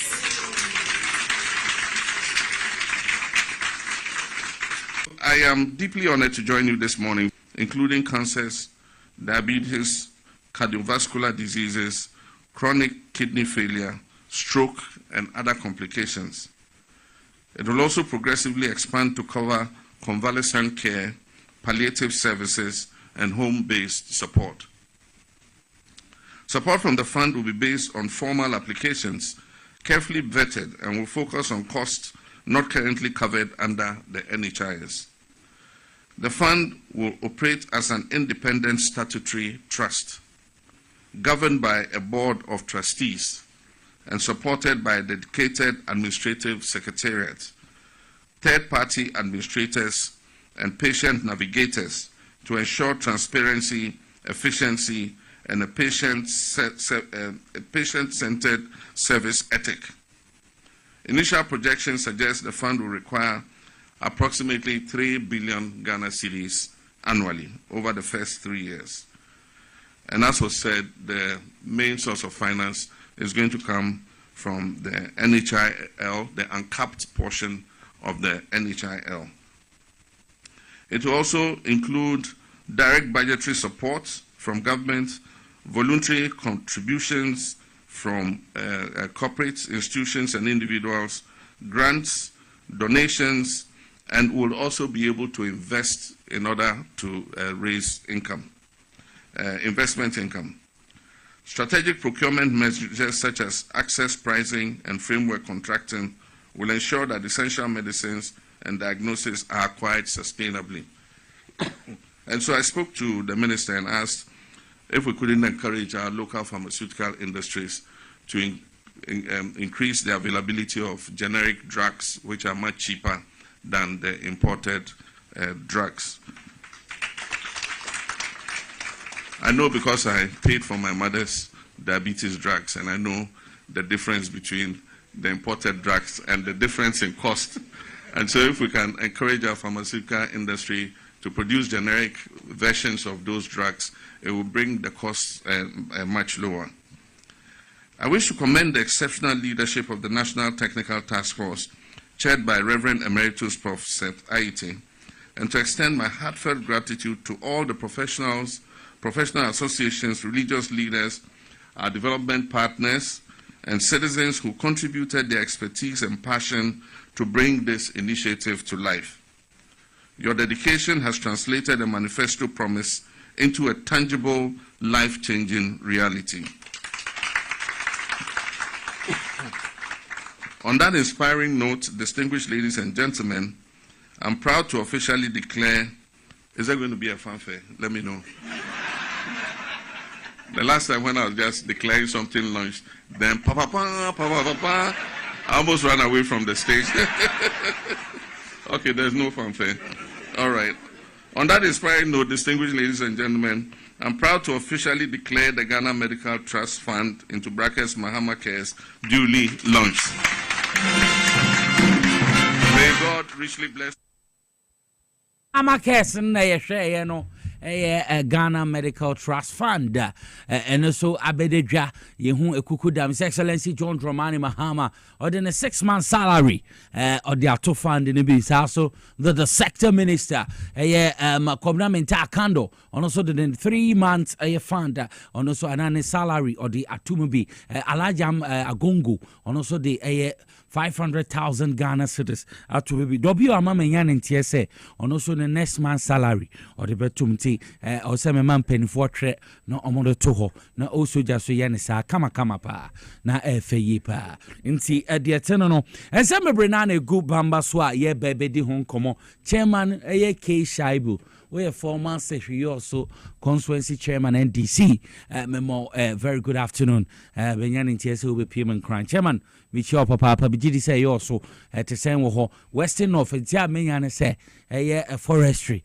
regional manager no on hwe ne ma bi na asem da bamba so emrepam ye beka ho asem enti de tenano edida kwan say my chairman Bismarck Teria Boatin so baba bekansa na nsema ho yedi ho nkomo meke say Madina father Madina papa obi abonedin Alhaji Ahmadu Bukari Sorogo wabeji nkonwa atena so ayeba ebedi nkomo na wiki ma ye de pa o yehu wiki mu yehu ejuma ejuma omolonche ye Alhaji nche wote ono so ade a aba no so ebetumi aboa papa yehu Mahama Care Ghana Medical Trust Fund ansan and so National Apprenticeship Program no so idea a broad training tiase so mama yenko Kumasi 3 days ago me course so Kumasi ora Erica Jane and Tom na pam for His Excellency John Dramani Mahama omode omani munyam ekopie se dwumedie na se ye dwumawura program no yenko na yenkohwe ma ekoso ho dwumawura program no say my videos are ready ya be ko ne akokuma se dwumadie no koso ye edwumawura program no so ya de a so ani na ebeboa ye papa ono ye sabio entrepreneurship youth yankasa yetumi esuasua dwuma nsa no dwuma ne ade no ya de a aban no ye edwumawura program no mudi sika ebeboa nti se Mickey Nicholas with 2 parliamentary kama mefa ye bebon usika be push you financially na which me enye sika etumi employing kofo no production wise no so which me a productive and I say we produce bebre nankasa ma bibie etumi akonkanti edwumawura ono de sika beboabo ankranko youth na ya sha ase no ye production etumi akọ yetumi meet demands ne meka ho ti enya krado no mbe me sika abo ya ta so papa na bibie etumi akonkan ma yenkohwe edwumawura edwumade ekoso Kumasi Francis eniji aje wa ha no yenkomra. Ladies and gentlemen, this is an ambitious undertaking, but it is necessary if we are to secure a prosperous and resilient future for the youth of Ghana. But let me point out that this program is not like others that were announced in the recent past with a lot of fanfare, but proved to be mirages without adequate funding to sustain them.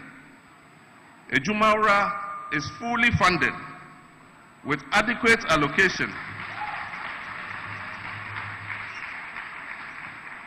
Ejumawura is fully funded with adequate allocation provided by the Ministry of Finance in the 2025 budget. My young brothers and sisters, many big businesses of today were the startups and micro enterprises of yesterday. The Ejumawura program is designed to be inclusive.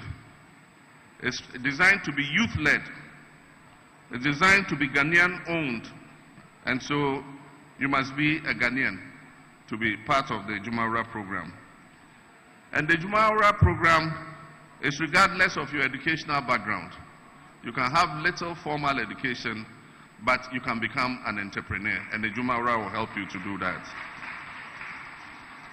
Whether you are university graduates, you graduated from technical school, vocational school alumni, you are a senior high school leaver, or even those with little or no formal education, you will have equal access to opportunities under this program.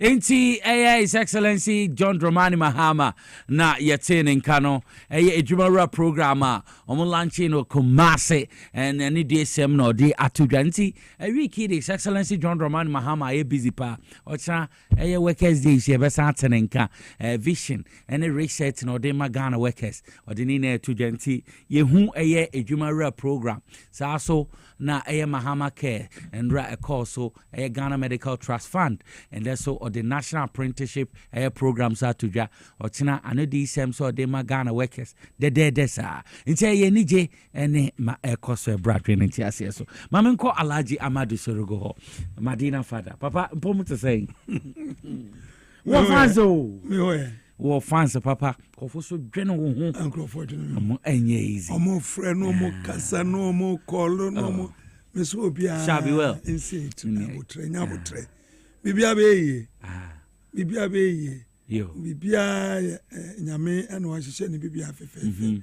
We will definitely be part of the resetting agenda. Okay, we'll be part of water successor ye ba be chopo amagana for intino ma mo ha mo kra na o start here no na obobo so ade ba ko ye very important omudi kan ye ya wa mo so ko ba ke ko re ni ama na o si JD ama ye no ade ba ko na program see ya programs no ba ko ba na correct pa e ma ba wa na ni agye no mo ko so ba from wakai na ma ba wa na huri pardon no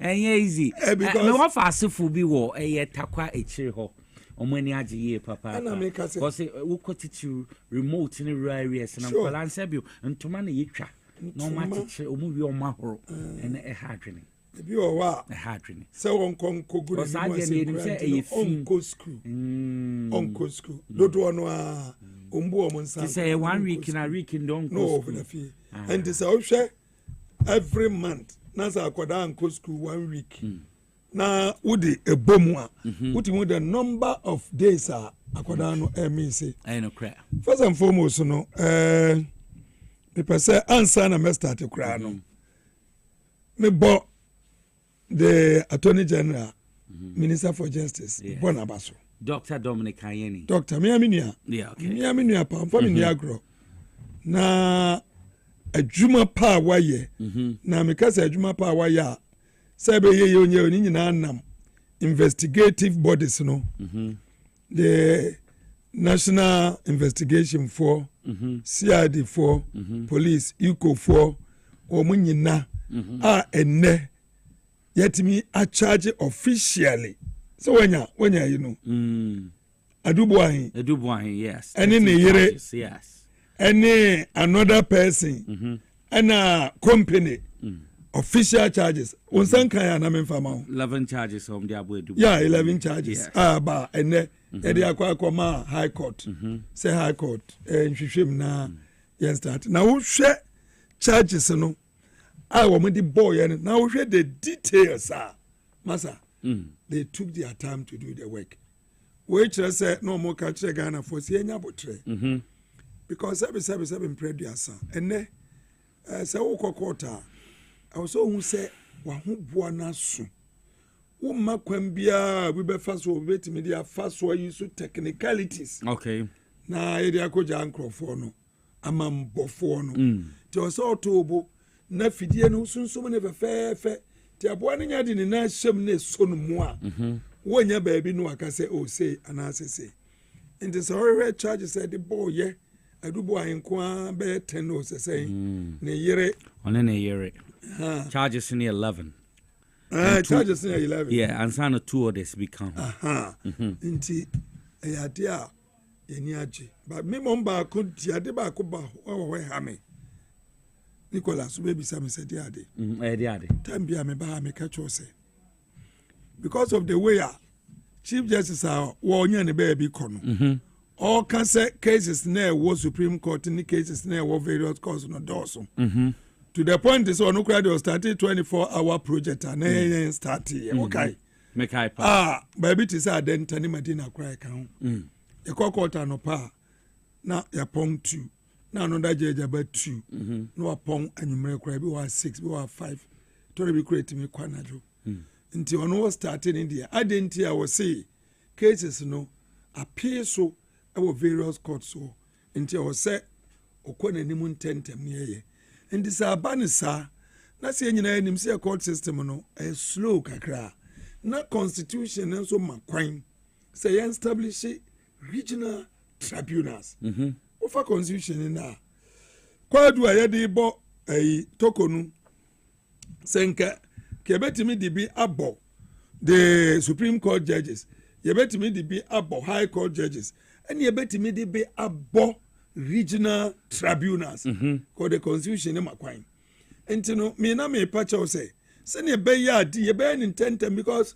and some band their doors easy aboni ayedi ni di amanfo adi boni pa na NDC de yancho na mo memra no enobedi na ebecho na do akogina aseniem se ka wasem na ahoto wa eno no nti eyade bi amani age pa se ye nyina achi no yato ebo ene yi no 111 nti yadamu nyina amase ayende yatimi prefer 11 counts against ana ni nyina so offenses na ye kong ana ya prove on this day we say ada we so koye ha adichi o ye we na okobie bank we na o ye ni nyinara nti no eko ti yada asepa yada attorney general ne adwuma pa oye ene ni deputies ni nkofo nyina mu ka no nyina se omo abegina ga na nim no mo ye ne ye ne atoso mienu ya kapa de asem so we a constitution na na wo hwe NDC nso ye manifesto ne ntia na tambia me ko manifesto na asem ni say niko yen yakoton ga yakoton ye hu si yeton ye hu amagana for si e ba ne betimi ye ni 1 2 3 MP before nso do manifesto ko yakoton mo say yen so ye be 1 2 3 other parties afafanto edene osise transformational agenda o say ni nyina koy ena wenum nyina achi MP before hwe ye eno mu editape 2 ye de no num si da bida papa ensima wo kan otimi ya ebe magana konanim papa is so bad because you know say problem I confront here more aya adwuma ni ho unemployment no titiriu emabunu titiriu youth no and is a papa is so bad no be 24-hour economy so bad obey national apprenticeship so bad obey 1 million coders program so bad bobo chreme nkwada amu ko school amu ntimi nko no ba omo pad no pad also oba onim se economy national apprenticeship ya ye hu in saso no ejuma wura that is what I was looking for ejuma wura so se na be ya nya da bia na sebi onso ukwa ukoko ye obi ejuma onso obi so ba ebe ye ejuma okay ne ya se ponko wo hoyi wo se na be ya na chiba humi because wo na ne ba ni nyini a no be tunu a yam furu ne maame ni biom ya ba fu ne ba no na na chi ahome enti no Ghana ne ma no e wo se wo mu na bebe so Ghana edisi oda ache ti enya ye dey animo no se we a leader that's one time and training kwada omdi wechi ombeba be take over from you a na wa fail our leadership program na wo hwe JDM bibio dia to nyina no o train or prepare knowing very well say there will be a time aye nyina no ye be ko ne yankwada no e be take over ana Ghana for hwe ye manifesto no mu say ampa 24-hour project eba ajuma wura eba national apprenticeship eba 1 million coders eba free sanitary pad for my eba and what you know was economy ne be hadwene enti ye national economic forum was education MP before be say no enti be kwa the educational forum was aduane ho den wa wunim enti no ye ko lanchi anona you call lanchi minister for agriculture and say Feed Ghana. Yeah, Feed Ghana. Honorable Eric Opoku. Thank you. Because Masa, ye kasa ye kwa ye be nyina. Ye sika dodo no a ye de kra nuane. Ye de kra de ama bi anke betimi aye no. Ama sabi akofo ado be kan say ye sidi na ye hati no. Sankasa nneɛma no yɛ nkra ɛnka yɛne mmere sɛ yɛkɔ akɔpɛ foreign exchange ne yɛde akɔ akɔyɛ ma yɛsi de na yɛ hatahata ɛnti no import substitution yɛ broni frɛ no import substitution adɛnti na wɔsɛ yɛkra biribi te sɛ mo adɛnti na wɔsɛ yɛkra sikyire adɛnti na wɔsɛ yɛkra oil fried oil from Abidjan fried oil yɛde nwu na ɛyɛ Malaysia for ba Ghana ɛna wɔn bɛpɛ abɛ na wɔn de kɔ dua Malaysia ɛnɛ over $20 billion ɛna Malaysia for yɛ adɛnti ɛna yɛn yɛda so hɔ a sɛbesɛbe yɛkra mo yɛkra sikyire yɛkra akokɔ nam oh a Ghana ha mfikyire baabiara wode aburo gu a akokɔ timi di yes adɛnti na wɔsɛ yɛkra aburo yɛkra tomatoes oh yɛde free Burkina Faso a desert land like Burkina Faso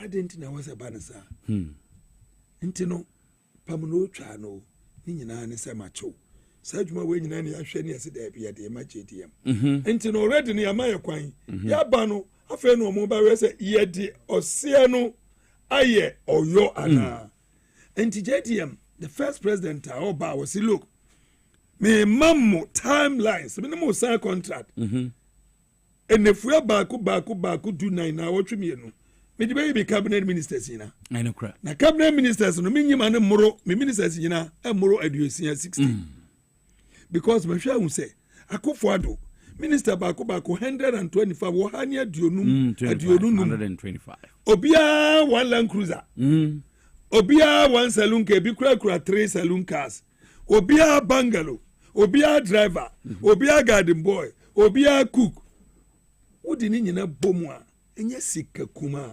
meanwhile wukɔ nkura na se a yakwanya sei asuku nkwada da so te fam school feeding a yɛsi yɛmfa 1 cedi ane yɛnkɔnkɔma akɔda aduane yɛntua maa ne ka to wɔnom nyina mfa so ɔbɛna ɔso nti sɛ president aba no ɔso ɔbaa sei no ɔbɛyɛ a yɛbɛfoa no ɛna ɔmafoa no ɔsɛ me baa mene mo sign contract for 100 days 120 days by the time wa minya bosome 9 no na ne emetimi ayeni mo maake me and when we na ka na Ghana 42 mu say ampa yo bibi kyerɛ ne ebetimi transform Ghana would we bon wa was me back kita asihye me makwan ema me dukuru ente se ne yakofo ado was it the way ya galam say yensua say yakwanya say ebibia tomfam no ye ba be start akon.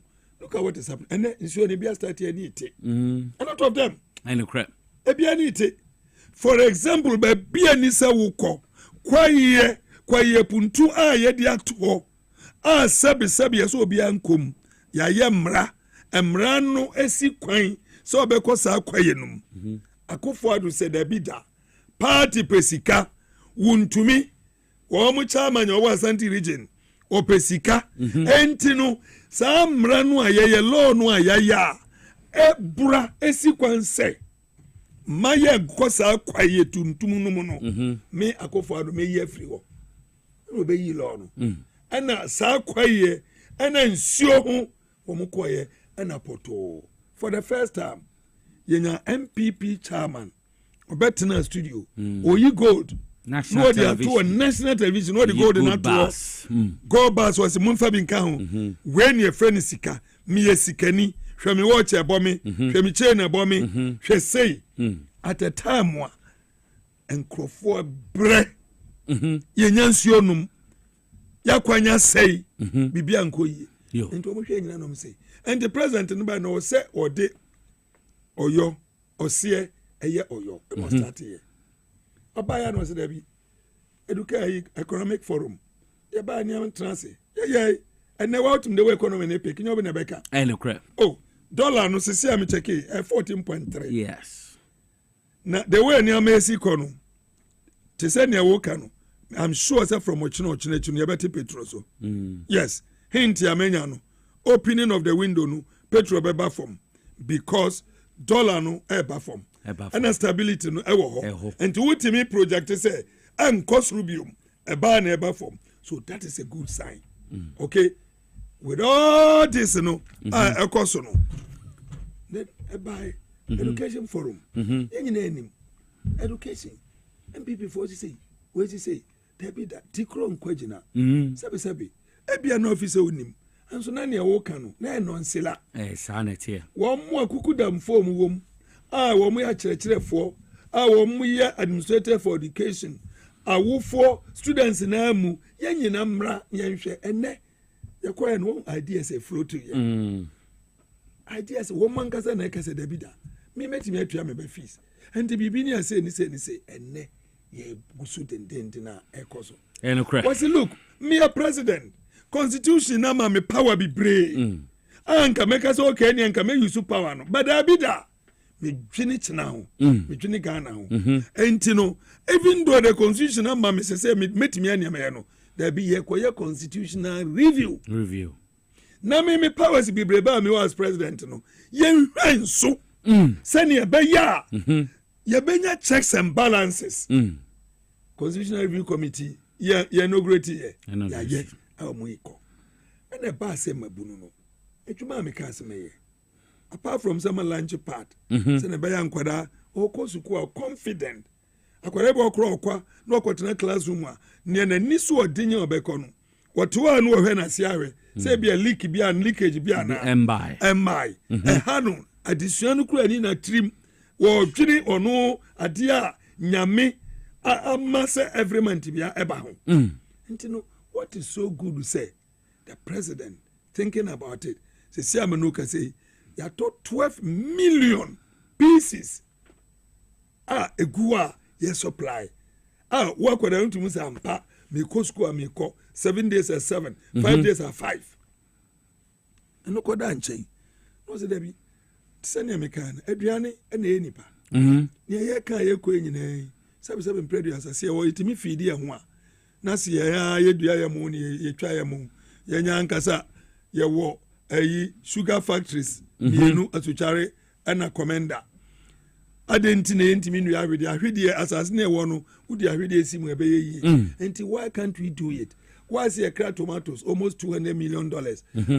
Akoma dan tomato season ba a pro ni etugu adani enya factories nkitinkitin adani enko baby a mo mu kromo da bi do fantini wo mo ye cashew for no cashew bono yenko pe cashew factory kakra enye se na ba ya eba ye be add value Bono region in the east. Inside say India for beba. No mo ba mo timi o say 1 kilo be ma 5 cedis. Tena na do dada 2016. Exactly. Over dada bono half of 4. Exactly. That's all be a cashew board. Oh, na say na. And on kai say.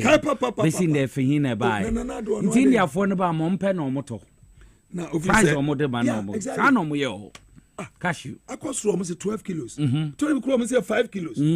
Because I didn't I so etigu one farmer no ebe pro na fifi nenso se papa na dwene wa ka say look ye be ye we share not ye koye ayi wo share not factory e wo e bo no ndis na ye ni nyina oh why not adenti ana wo say ye ntimi revival Bolgatanga meat factory na ntwie bibrebe even anokura no enke betimi intertrade between Ghana and Burkina Faso because when ntwie doso into omodo omo ba Bolga ye kum omo a okay, yes, I bolga corned beef. It was maybe as I pa. Hey, maybe be the nana misa. Jai, papa. Oh no. What you say corned beef in your funny man. Exacta corned beef cram. Oh, what exact Argentina for Brazil for so long. Oh, intino. That is it. Then Ocean Ajuma ura. That biara now we sabi a rare Otiway, beautiful lady Otiway. Gifty. Gifty. Okay, gifty Otiway. Na de bia obadwuma. Meanwhile Juma na obetimi or as a hairdresser no you say denyo ye betimi abia ma no so abaye master no so afan crofo e bi ohia ska to hair dryer ni everything ye be ma ko bi ye de ma no pepe what me bia ni hiem afa apprentices into 10,000 a wo mu e ba be ye adwuma kese eno achi no se look coders ana ye nyina nim se Ghana baby akokoduru no Don't say lunch dada. Ya lunch na make no.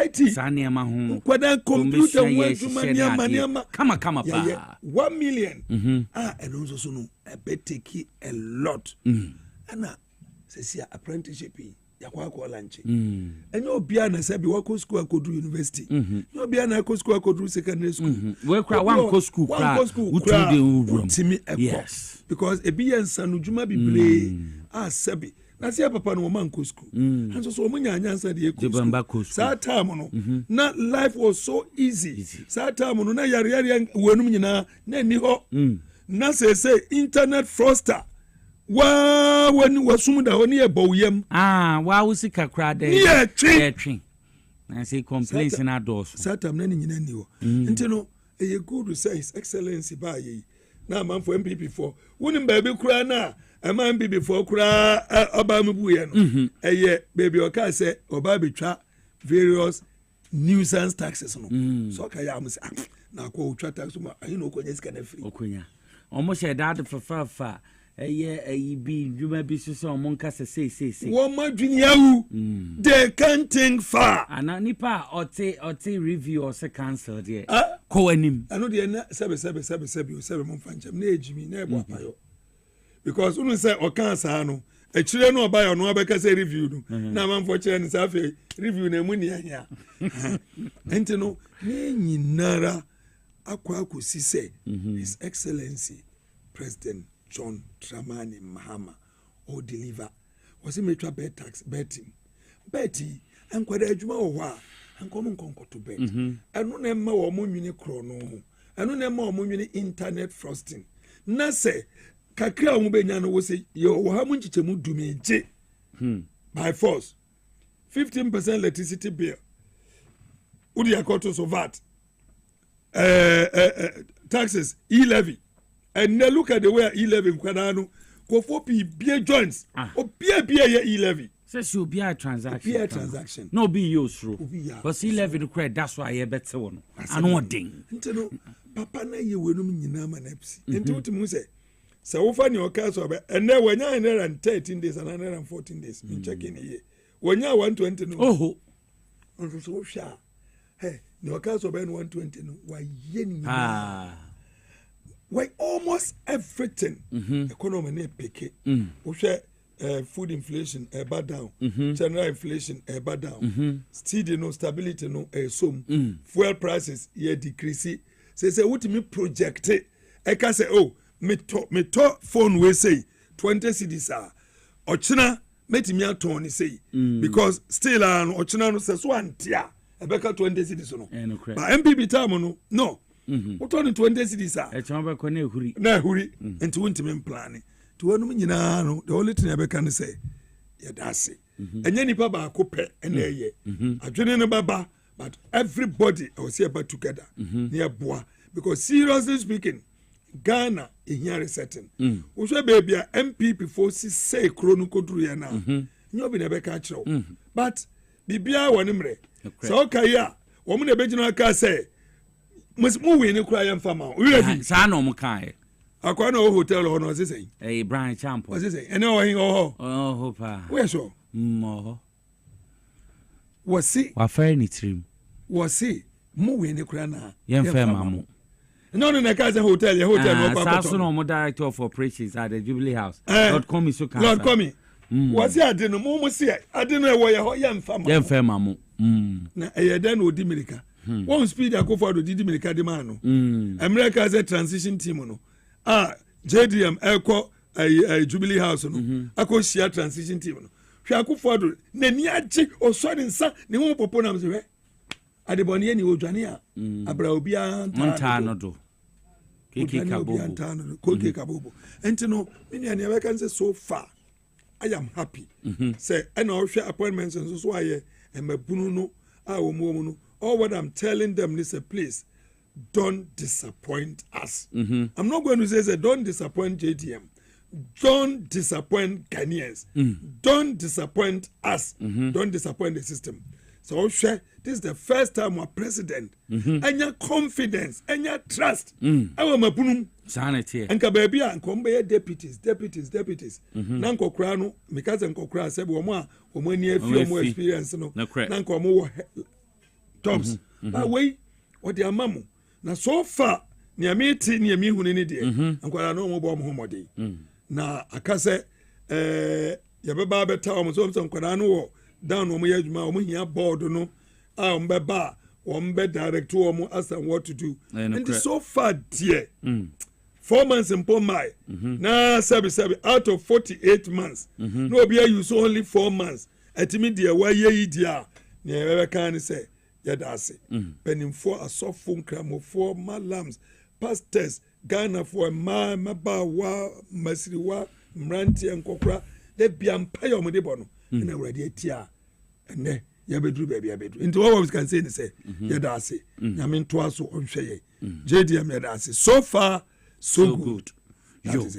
Okay, we don't tie Power 97.9 FM TVXYZ baby o hwe biano the eternal maminfa inchia kese emfema Dr. Albert Gazy or say Alhaji Sorgo minchechi o papa Dr. Albert Gazy your friend na okufuja dwan kwanta nana baby o bia ichechi your former chief fire officer and chief fire officer we consultant or advisor or you'll be a sebi still I will be brave the Magana. Okay, you know crapper. Or be brave. No crapper. And to me I know he's not been forgotten. No. Or be brave the Magana. Penny phone kind of my Dr. Albert Gazy. I'm a child. Nana yere papa been so tired. Mama. Oh, of course yeah. And dog, son one no. Dog, we are on Yamanache, and it's all him in the yeah, na so I win him. Doctor, no, what's it? Over to you. Over to you. To make Pia, me fuck one. Yes, I say, Okwan, I was taking crying. Or big screen or hey. On the wife in here, and me daughter. My daughter can see all. I want family agro. Dr. Albert Gazy, Nana Kufruja, ye cheche or possible for check. Yes, ye cheche mopa. Miena, ya papa. The chief of staff they be me ba me ka eh master senye papa o papa o ko fa akofo ado so ban ha anke ke be betna oyin sika o di ko fru play no mo ko jacuzzi o play ni mi oh no e wo ho no nanka papa di esa anka nsema wait mi nke be na wa hwem be 8 years na me te easy ya bra Woody your birthday last week. Last week. So I want him some the neighbor. 5th May. I would have free. 5th May. I feel my Hey, I did. I feel my guy. You can't change JDM. Say 5th May. My birthday. I like no can cry. Can cry. Not say. Okay. Alaji, ye kwa nima ye hwe Ghana Bar Association na ye kwa MPP na ye bra Ghana Bar de. Ebia ni nyina se bom na there is a difference between MPP ye wo mo se kan tututu. Yenko ani amra. Yenko MPP de no. Just 5 minutes. Okay. Alaji, say MPP instead of make sorry tone. On me catch so mo ko thank you to. Na thank you to no mo sha ase no. I have violence diaba. Omuguso pem ko omanim. Thank you to no mudi kan Western region obi dia sombo abro mo 4 bus organize a bill oja sombo ye bonu manani so peja o se video bi na Kennedy kan obi akoma to ne onya abotre ye bonu ja because you say me call ye ne say nipa bi oben Dr. Mahmoud Baumia obekan say your friend say Kennedy J Mike no akasa ache dodo no kan say unua hwena mo ntwitwa so ipa na anya hwe an say dem papa ya make say so obi asom wadi MP da wo Eastern Regional PM ho nkran so a we kumase kwan so me ya hu we di ni pa na asom say so we obemba omia pa ani asema ya hu di organizer bi asom okay so why say Kennedy Japan into violence of Western region no mo de name call ahafo so mentem ho ase by sa no mdu ko PM obono no man kasa aboa konkonti bo be nyina ye kese meka bi akiro hwana meka na ase me kwame abronye so fa aboa konkonti ba ncho ma na ama wa ye kese ono so se obi kasa basa we are open unity saying ni ade na ono de mic na to ho ono no refer to one Kennedy Japan ono so bi no nya Kennedy Japan na hwe no so and the change me cheche sa aboa konkonti be ono ano hwe no so ana ono so say who born dog ohiani atisa wo se stress ka wo niska near the car in a board dancing amount. There's all campaign about dance man or pet chairman or say dancing I bomb and your party in some man to hear near to say, oh, woe to me as for Mike Maccabi. You saw me see any gaga. Nina and I just said, Tono, a cocoa bell, a yiggy no so muconto, pano muco piemo, a shanty region. Just yan a year for months, I was also on World Bank. No, my a yakrani say could see what saw them. Church of Pentecost Bantuma. I mean, I want no more quiet. It's your bio. Almost 7-8. One short answer, I will be second. But I am who say MPP supporters for me a mobile. 4 months, Kaki says you come about my 1,000 Ghana cedis. You will almost a campy promo. Well, Honorable Kennedy Japan say, Pano Trano. Well, who say on any supporters and your mobile or Penasumagre says your own detour native view. We are a supporter, baby tina. Because I heard about war almost a kind to throw more on Yadia, Yadi. I way over to you, Alaji. Now, I'm Ghana for a day surprised about this. And you may be honor become me and Yami one. Because MPP Nankasano Yenim, baby, almost free.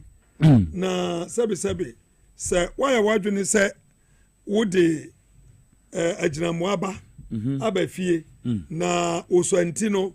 Obetiti na onyinia wa wo so no obeten ya ba we referee Kandahar boys we referee Delta Force Bogadu Bulldogs we referee Bogadu Bulldogs Invisible Forces Kumasi dey na see wo court Kumasi ancha judge oba wa fa yefu no and then manche ne ya no sorry dwane national security regional coordinator no because say manifest case so be form ano na e hwanum na ye MPP fo ya na anti dey ade no ye dey atete wo mo anyini sabe unu ya bode enkonkotwa mankani udu ya bode na obetwa na odu akodu na obetwa anti no ya dey atete wo from down na yesin ko mo famra NDC so na NDC ya smart na ya hu say da bi baby ankrofo wo no wo kana me kan papa say wo twe na me twe a na ma humanity basa wo nyanza fo a wo twe na ma jam wan kasa no wo kwotena se bo nsa de nya wo dia nti there's no need so betwe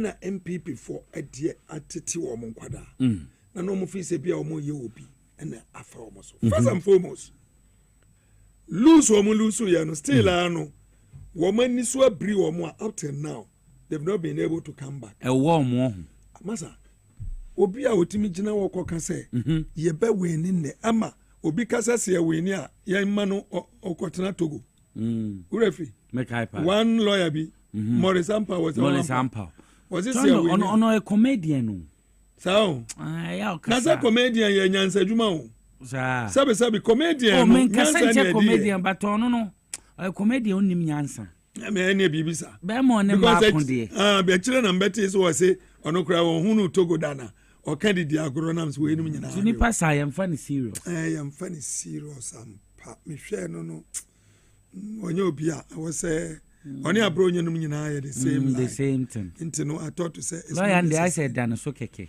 nti obi se yan hye no obi se NDC we ni a yan hye no ana me question asoro dan obi se question asoro dan and then omu nyina nyame hu ye mobo we serious pa nti no right from the word go no wo mu anwene hu da say meka ba be si ni nti a wo si ne 4 months a wo si ahia omo no e abro no mu de ahia omo ahia the masses no but kakra no omo soro no omo wi ata so and bibi wo mo ho omo chicha for na comedy omo the reason is simple ko wanim me na me nkonko yi ni nkasa me woska na ehunu se me bokro no that has been the process last minute ombe hunu se adeni nkoye no okaya me ba ha be kan se wo mu de film bi bai wo mu hye omo ho wonsa kan de adeni nkoye wonsa kan de enti krono no dia no wonsa kan krono no so wonsa wonya wa chefa wonya wo she because nkoye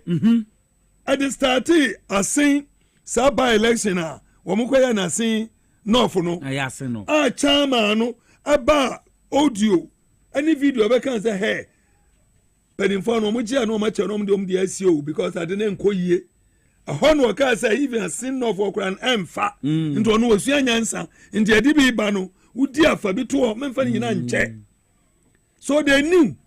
But outside, you know, I don't know where they did. No, my boske go. Or more bosicani. Maybe do a party in Yeska. That good a day. Because our community mining, no, community mining. Oh, what quite chairman? Chairman, secretary, organizer, treasurer, no more chairman, no more branch executive. Until there was nothing like that. And every Nyombenya be normally because national, normally because region. Party in Yeska. Omotibota, no man. Yeah. Until it was very clear.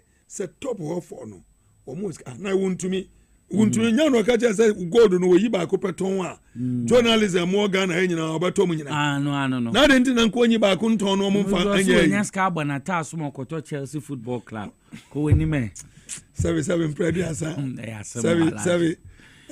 obon wa na hu kraman ohun soje ni a opo wenu nyina iwe de ni kokoye politics ban ye amra meti say who bondok amra meti say untumi kasa na ahantan bia wa na papa yi Ashanti region we Ashanti region amaye yes also corporate national chairman enko eni me one pay na wan ko shells one month pa akonta mani yagusu investigation akonta mani officer ne wo ya no wo be fa no hu adi nobody is going to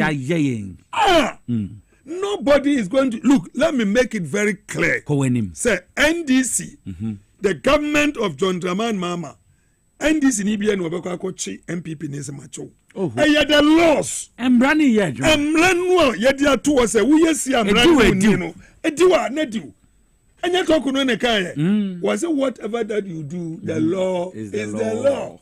Embrano ayajise no. Embrano ensisa enti madam tokunu me pacho ye beba home die but me pacho we die you can do whatever that you want, you can say whatever that you say, the law is the law. Now Laji, thank you to MPP kwe Ghana for so can say mo da wan ase masa ana me kan ba na say chopper na Laji ko wanim kan say macho say hantanti no o mo mpacho say Dr. Mahmoud ba o mi say arrogance ne hash ana ma levy na one kura dey say anim gwase no nto no bo won say be catch there wa has of time be say because of no yeah no about the Quran no papa na so odin won hwe ye obegu na nim ase big time Dr. Mahmoud ba obi na kana say die ntia masa Quran say me cheche say wo kokodi intro you so Quran editia wo di nsia obonim be gwase o wenim be gwase tu obedi intro sa. How can you go and say, who as a vice president, as the head of the economic management team, now we need see a 2-bedroom? Hey, serious oh. I say I catch 3 days me abeto abeto. Or say nim say a 2-bedroom, no nim. Or say e-levy, no or no on count. No nim more. E-levy, I'm gonna buy din me soro go me bejina kasa no on count. One of the NDC MPP members, I think say or Paris was a wine. One of them. Abeka say vice president Mumini Baumia ajet to wasom omode ko chanu no wapene so wasom. So what are you telling God? Just you yin boss amana. Una say was akofo do abon. Was akofo do no onim hwe. Na so odin. Was say when they talk they don't listen. Where you know one can say I can't say no. Papa na so papa na chale. See ni amano embe. See na na hu no. Was it akasa nanantie ntino was it 3 days ya beto abanana tutu petrol no nim o kan sam na mera ho msi papa we ntino bibia pam no twa no yenyina ye hu bebia kwa kosi 38% se sia yam no ka se atia ba 34 kura 34 se ko from pa because by the time on to wie no na almost 25 by the time on to wie no o na say yi kan Yankasa, so I'm a former Swami MP. Friend, majority leader. Chairman Sabo. O si nyamene boy. Nanka sa 2 million no MP before no ama meto abano. So mbeto yanka ombenya 20%. Omo nyina beto atia. Nti o manka so omo consider omo adwem da ho mani da omo consider defeat dada. They knew a long time. Okay. Sade no enkoyi. Na mom yenyu so takashi. Okay. The main reason why I know my one need da ho no. Ay electoral commission promise wo mo say ombe wi aba no mama omo.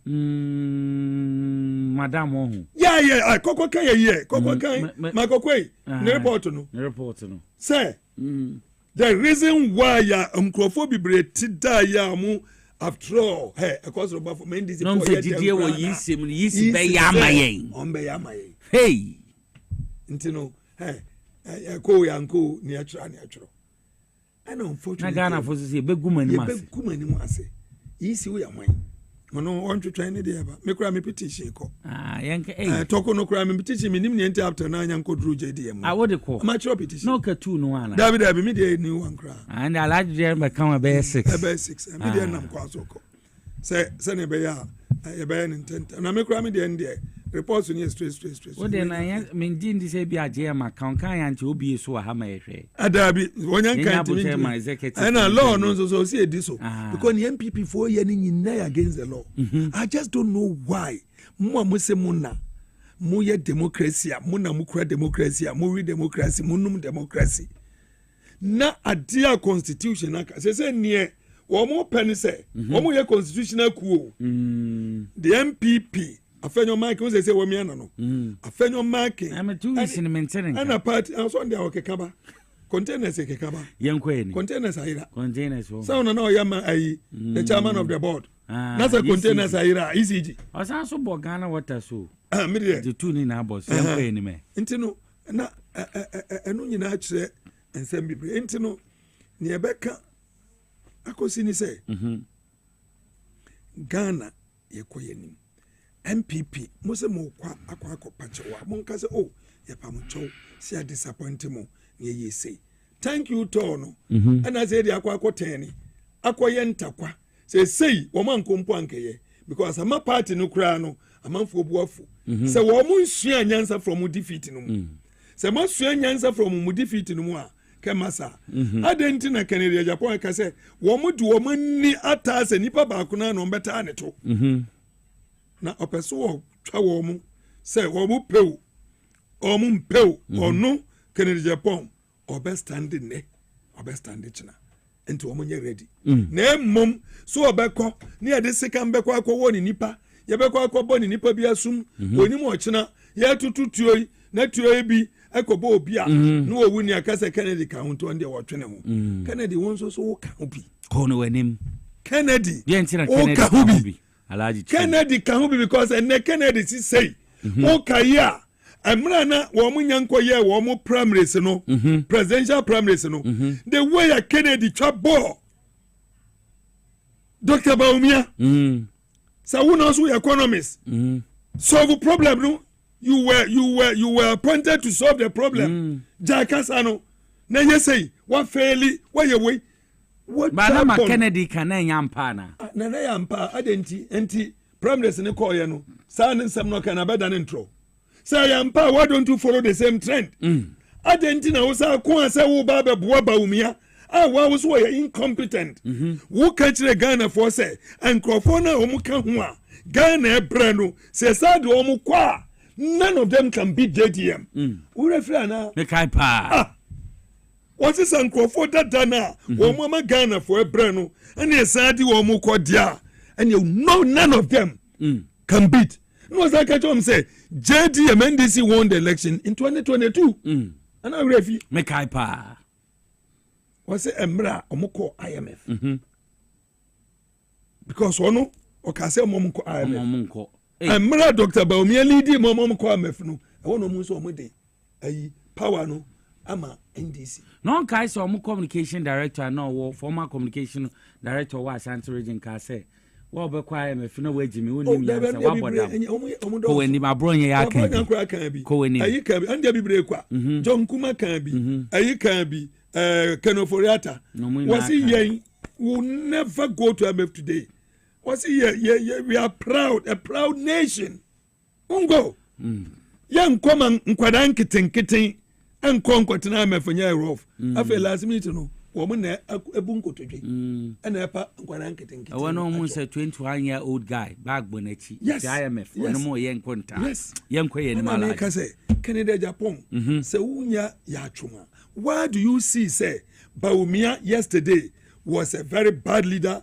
He is incompetent. Was he economics man foot urafi make I pa also onya hu na ye den and I will lose primaries no wo say kokko join in no afei de oye who afei de obe incompetent obe competent because if you are principled you must be principled wo no be ka say papa ni de ne kwa obe bon Ghana beto na twene and you will never be part of that niantoma na afei de won sanka na ne o kan ni nyina no adani na chi aba be good ana it doesn't work that way you can eat your cake and at the same time have it nsuo hwegu fom wa wuntimi nsesa ma ne ye and na me expect say can dey that boom na e wo mo se kan wo so unti ase we free bet kan bi dey chire because when dey chire na so ye good na na afei dey wo se unko ko wa ma ye hu se ni pay wa bon wa na oni mo ye what's MPP4 they are stupid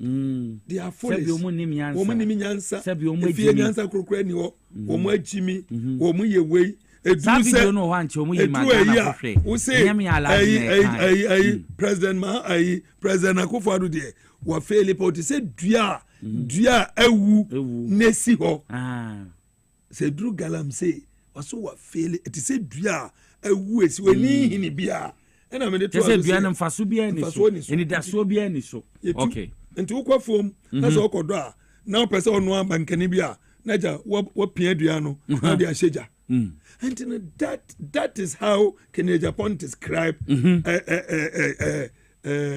vice president Mumini Bamia, former vice president. So if you did that, what makes him the following day very competent? So why do you follow him the following day?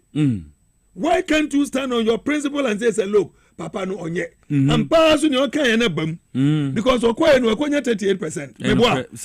38% in once unya ya uninya primaries. Maybe anyamba wadwini ni ko primaries no 38 no 38 no Canada nya ye na national ones unya 30 and we nya 62 na we national na no 10 ye and no beje ni 38 ni free Canada o say am mpene fuma de mama James MPP 38 na omo be aba from the baba from because niam omo yes MPP o met me between 25 and 30 and niam omo yes no boni omo di no Ghana no by the time we feel when ko na hwie ye no na se ye yi sa niam na dia wan hwie na MPP ni nam na onya no kra na hwe be bonus because masa bra ye brain na every department look minerals fund want ye ne Dr. Bisu Matepa omo wie ni nyina pam 1.7 mo de current dan mo de 1.7 million ye ko kan ya mo ko $10,000 abeto no so nyina say hana we commission o visa hana beji de miske only $10,000 ku ani ma so nimska say onjina commission no edan so was in kukobuo ana de obegu ani ma so onji ska bi obegu ani ma so Dr. Hana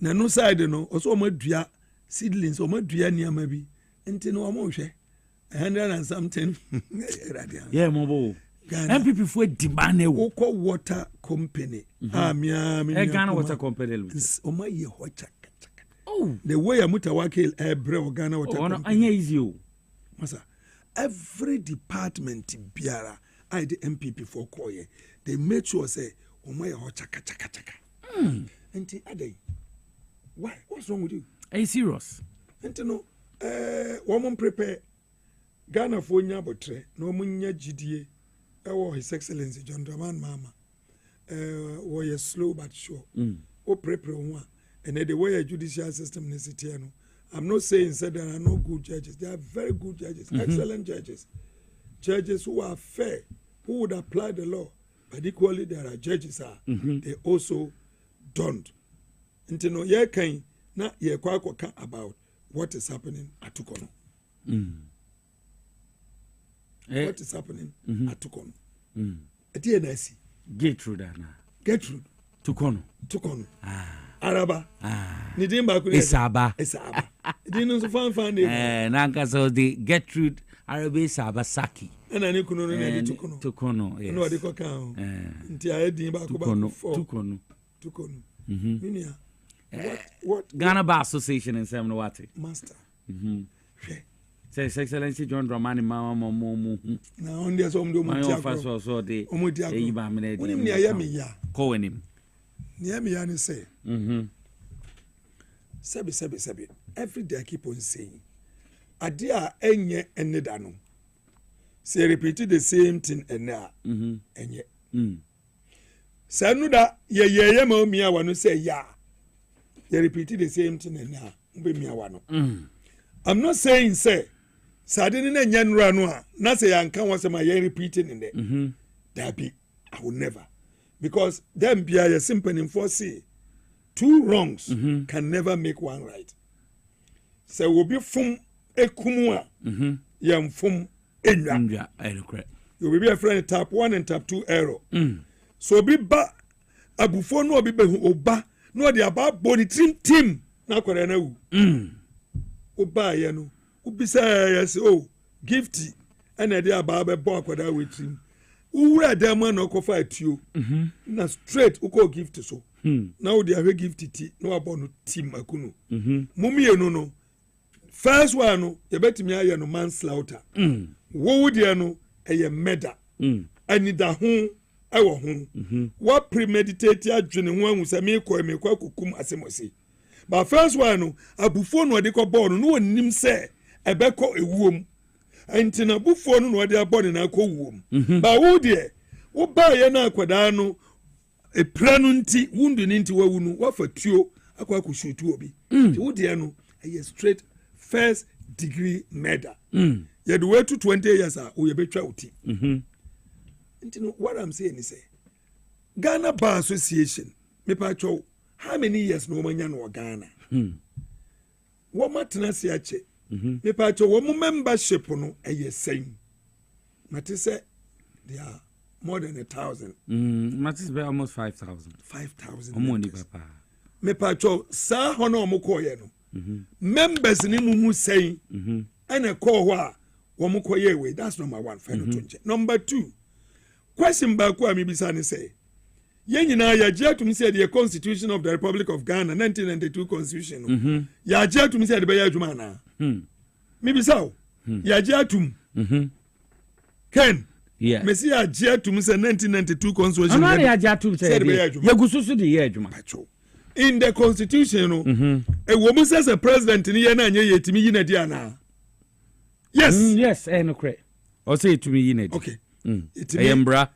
Anna, the second person, or Speaker of Parliament, no, me pacho in that Constitution, no, ye to me say, o yenenya yetimi yina diana. Sanity to me yina di. And the third one, the judiciary. The Chief Justice Nadano no the pato constitution no was so yenenya itimi yina di na intimi yina di enti no constitution anka say nim say there can be a time where you be president no di because some members of parliament to test a vote tiana obako akotena fie the same thing say to test a vote tia the speaker of parliament obako akotena fie the same thing say Chief Justice in Yabi na nyene petition ba na president in consultation with the Council of State.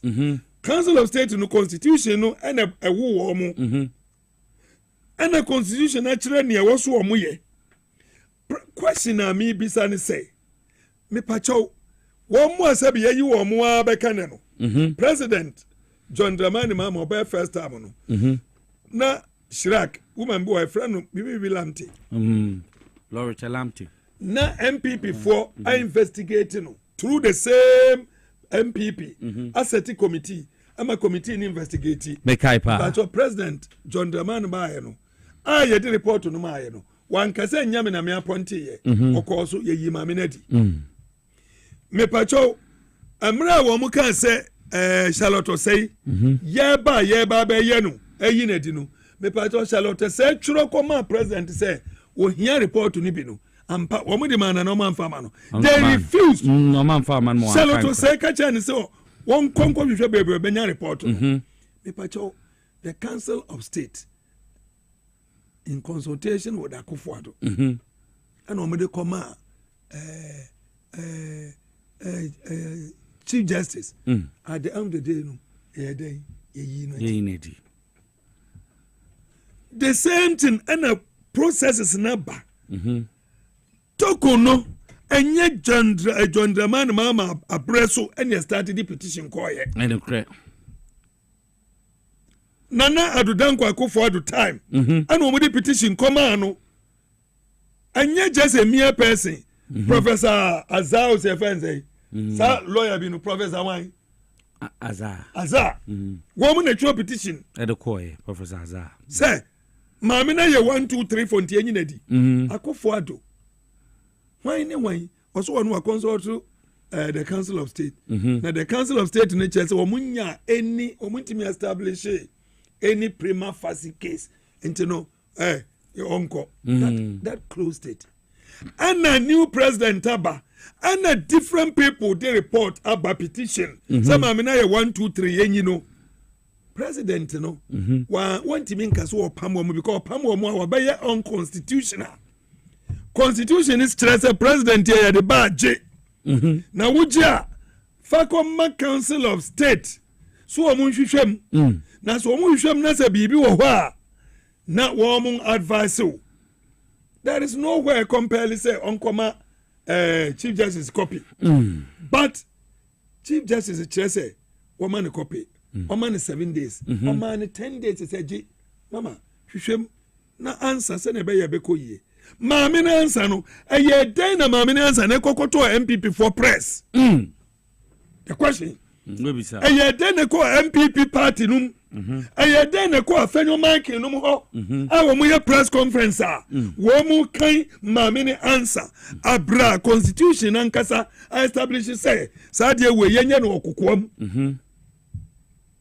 it should be held in camera chese yenye no okokoam sene beya ensem fi bi kopie wa ankonkoda the public nasene beya whoever is involved you know or in reputation be intact no correct president in sa pepe no diso so what is the crime of the president sata mo na ne yin krofo no na Ghana Bar Association na mo wo hin sata mo no a central fee wo mo for 4 years 4 good years no money MP sir Ghana Bar Association yet him voice da yante na me amra me kan wo mo first statement no one who said that be Ghana Bar I think so also mo change immediately because who kan members be bring happy who kan near wo mo see they are created to do no let's just say they are only doing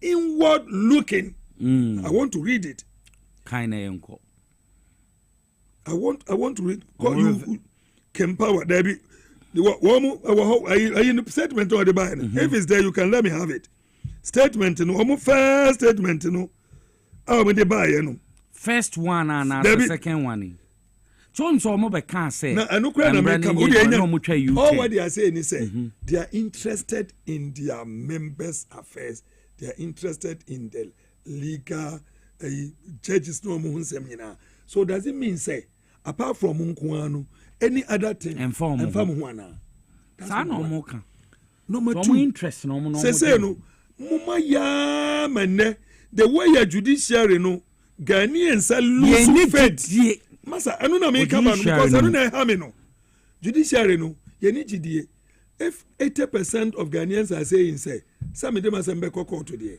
enya me de be ko biri me de be ko bosom me de be ko na ene nogopo nene GBA anke nim se mo de mo betimi aye neutral no mo nsoso mo kwa kosem abeye a wing of the MPP because nyamo ye constitution no a His Excellency President ne nam so odi adwuma no momo ka kira ni say won bu anungu so a constitutional coup is what GBA is now preaching so they should gentleman mama should go against the very constitution was swear off so protect no he should go against it His Excellency will never do that he will never now me a lot of the lawyers are my friends so for me no make say you know me members so me say look we yam for aso yam for near corner so nipa say ne kokko gina am koyesa especially when the president had earlier on issued a statement I can say so far Ofi say John the Oya His Excellency the Oya na correct. Omumre bia so constitution so onye we waye omfanka odi akọ onye say 146:10 chese say yenya establish wie na ye committee na e wo say maami e wo kwotena nchen na ye wia na say wo ho sonwa waba say wo ho nye sonwa na woko right from the word go 2 weeks ago last week me catch maami say on resigning o resigning reputation na wo no that's what won change sanity nti no nka resigning maami say Davida because of he said ubenya some of the members of the Ghana Bar Association no more be defending it is not the entire bar association. There are several members they are not happy at all as to what is happening. Those days, Ibrahim Mahama, president, ni brother, yes. Wako iko, wamumanu 104 counts. 104. Bonnie Bain. Because why His Excellency John Dramani Mahama, Ninia. All these councils were masterminded by lawyers of the MPP.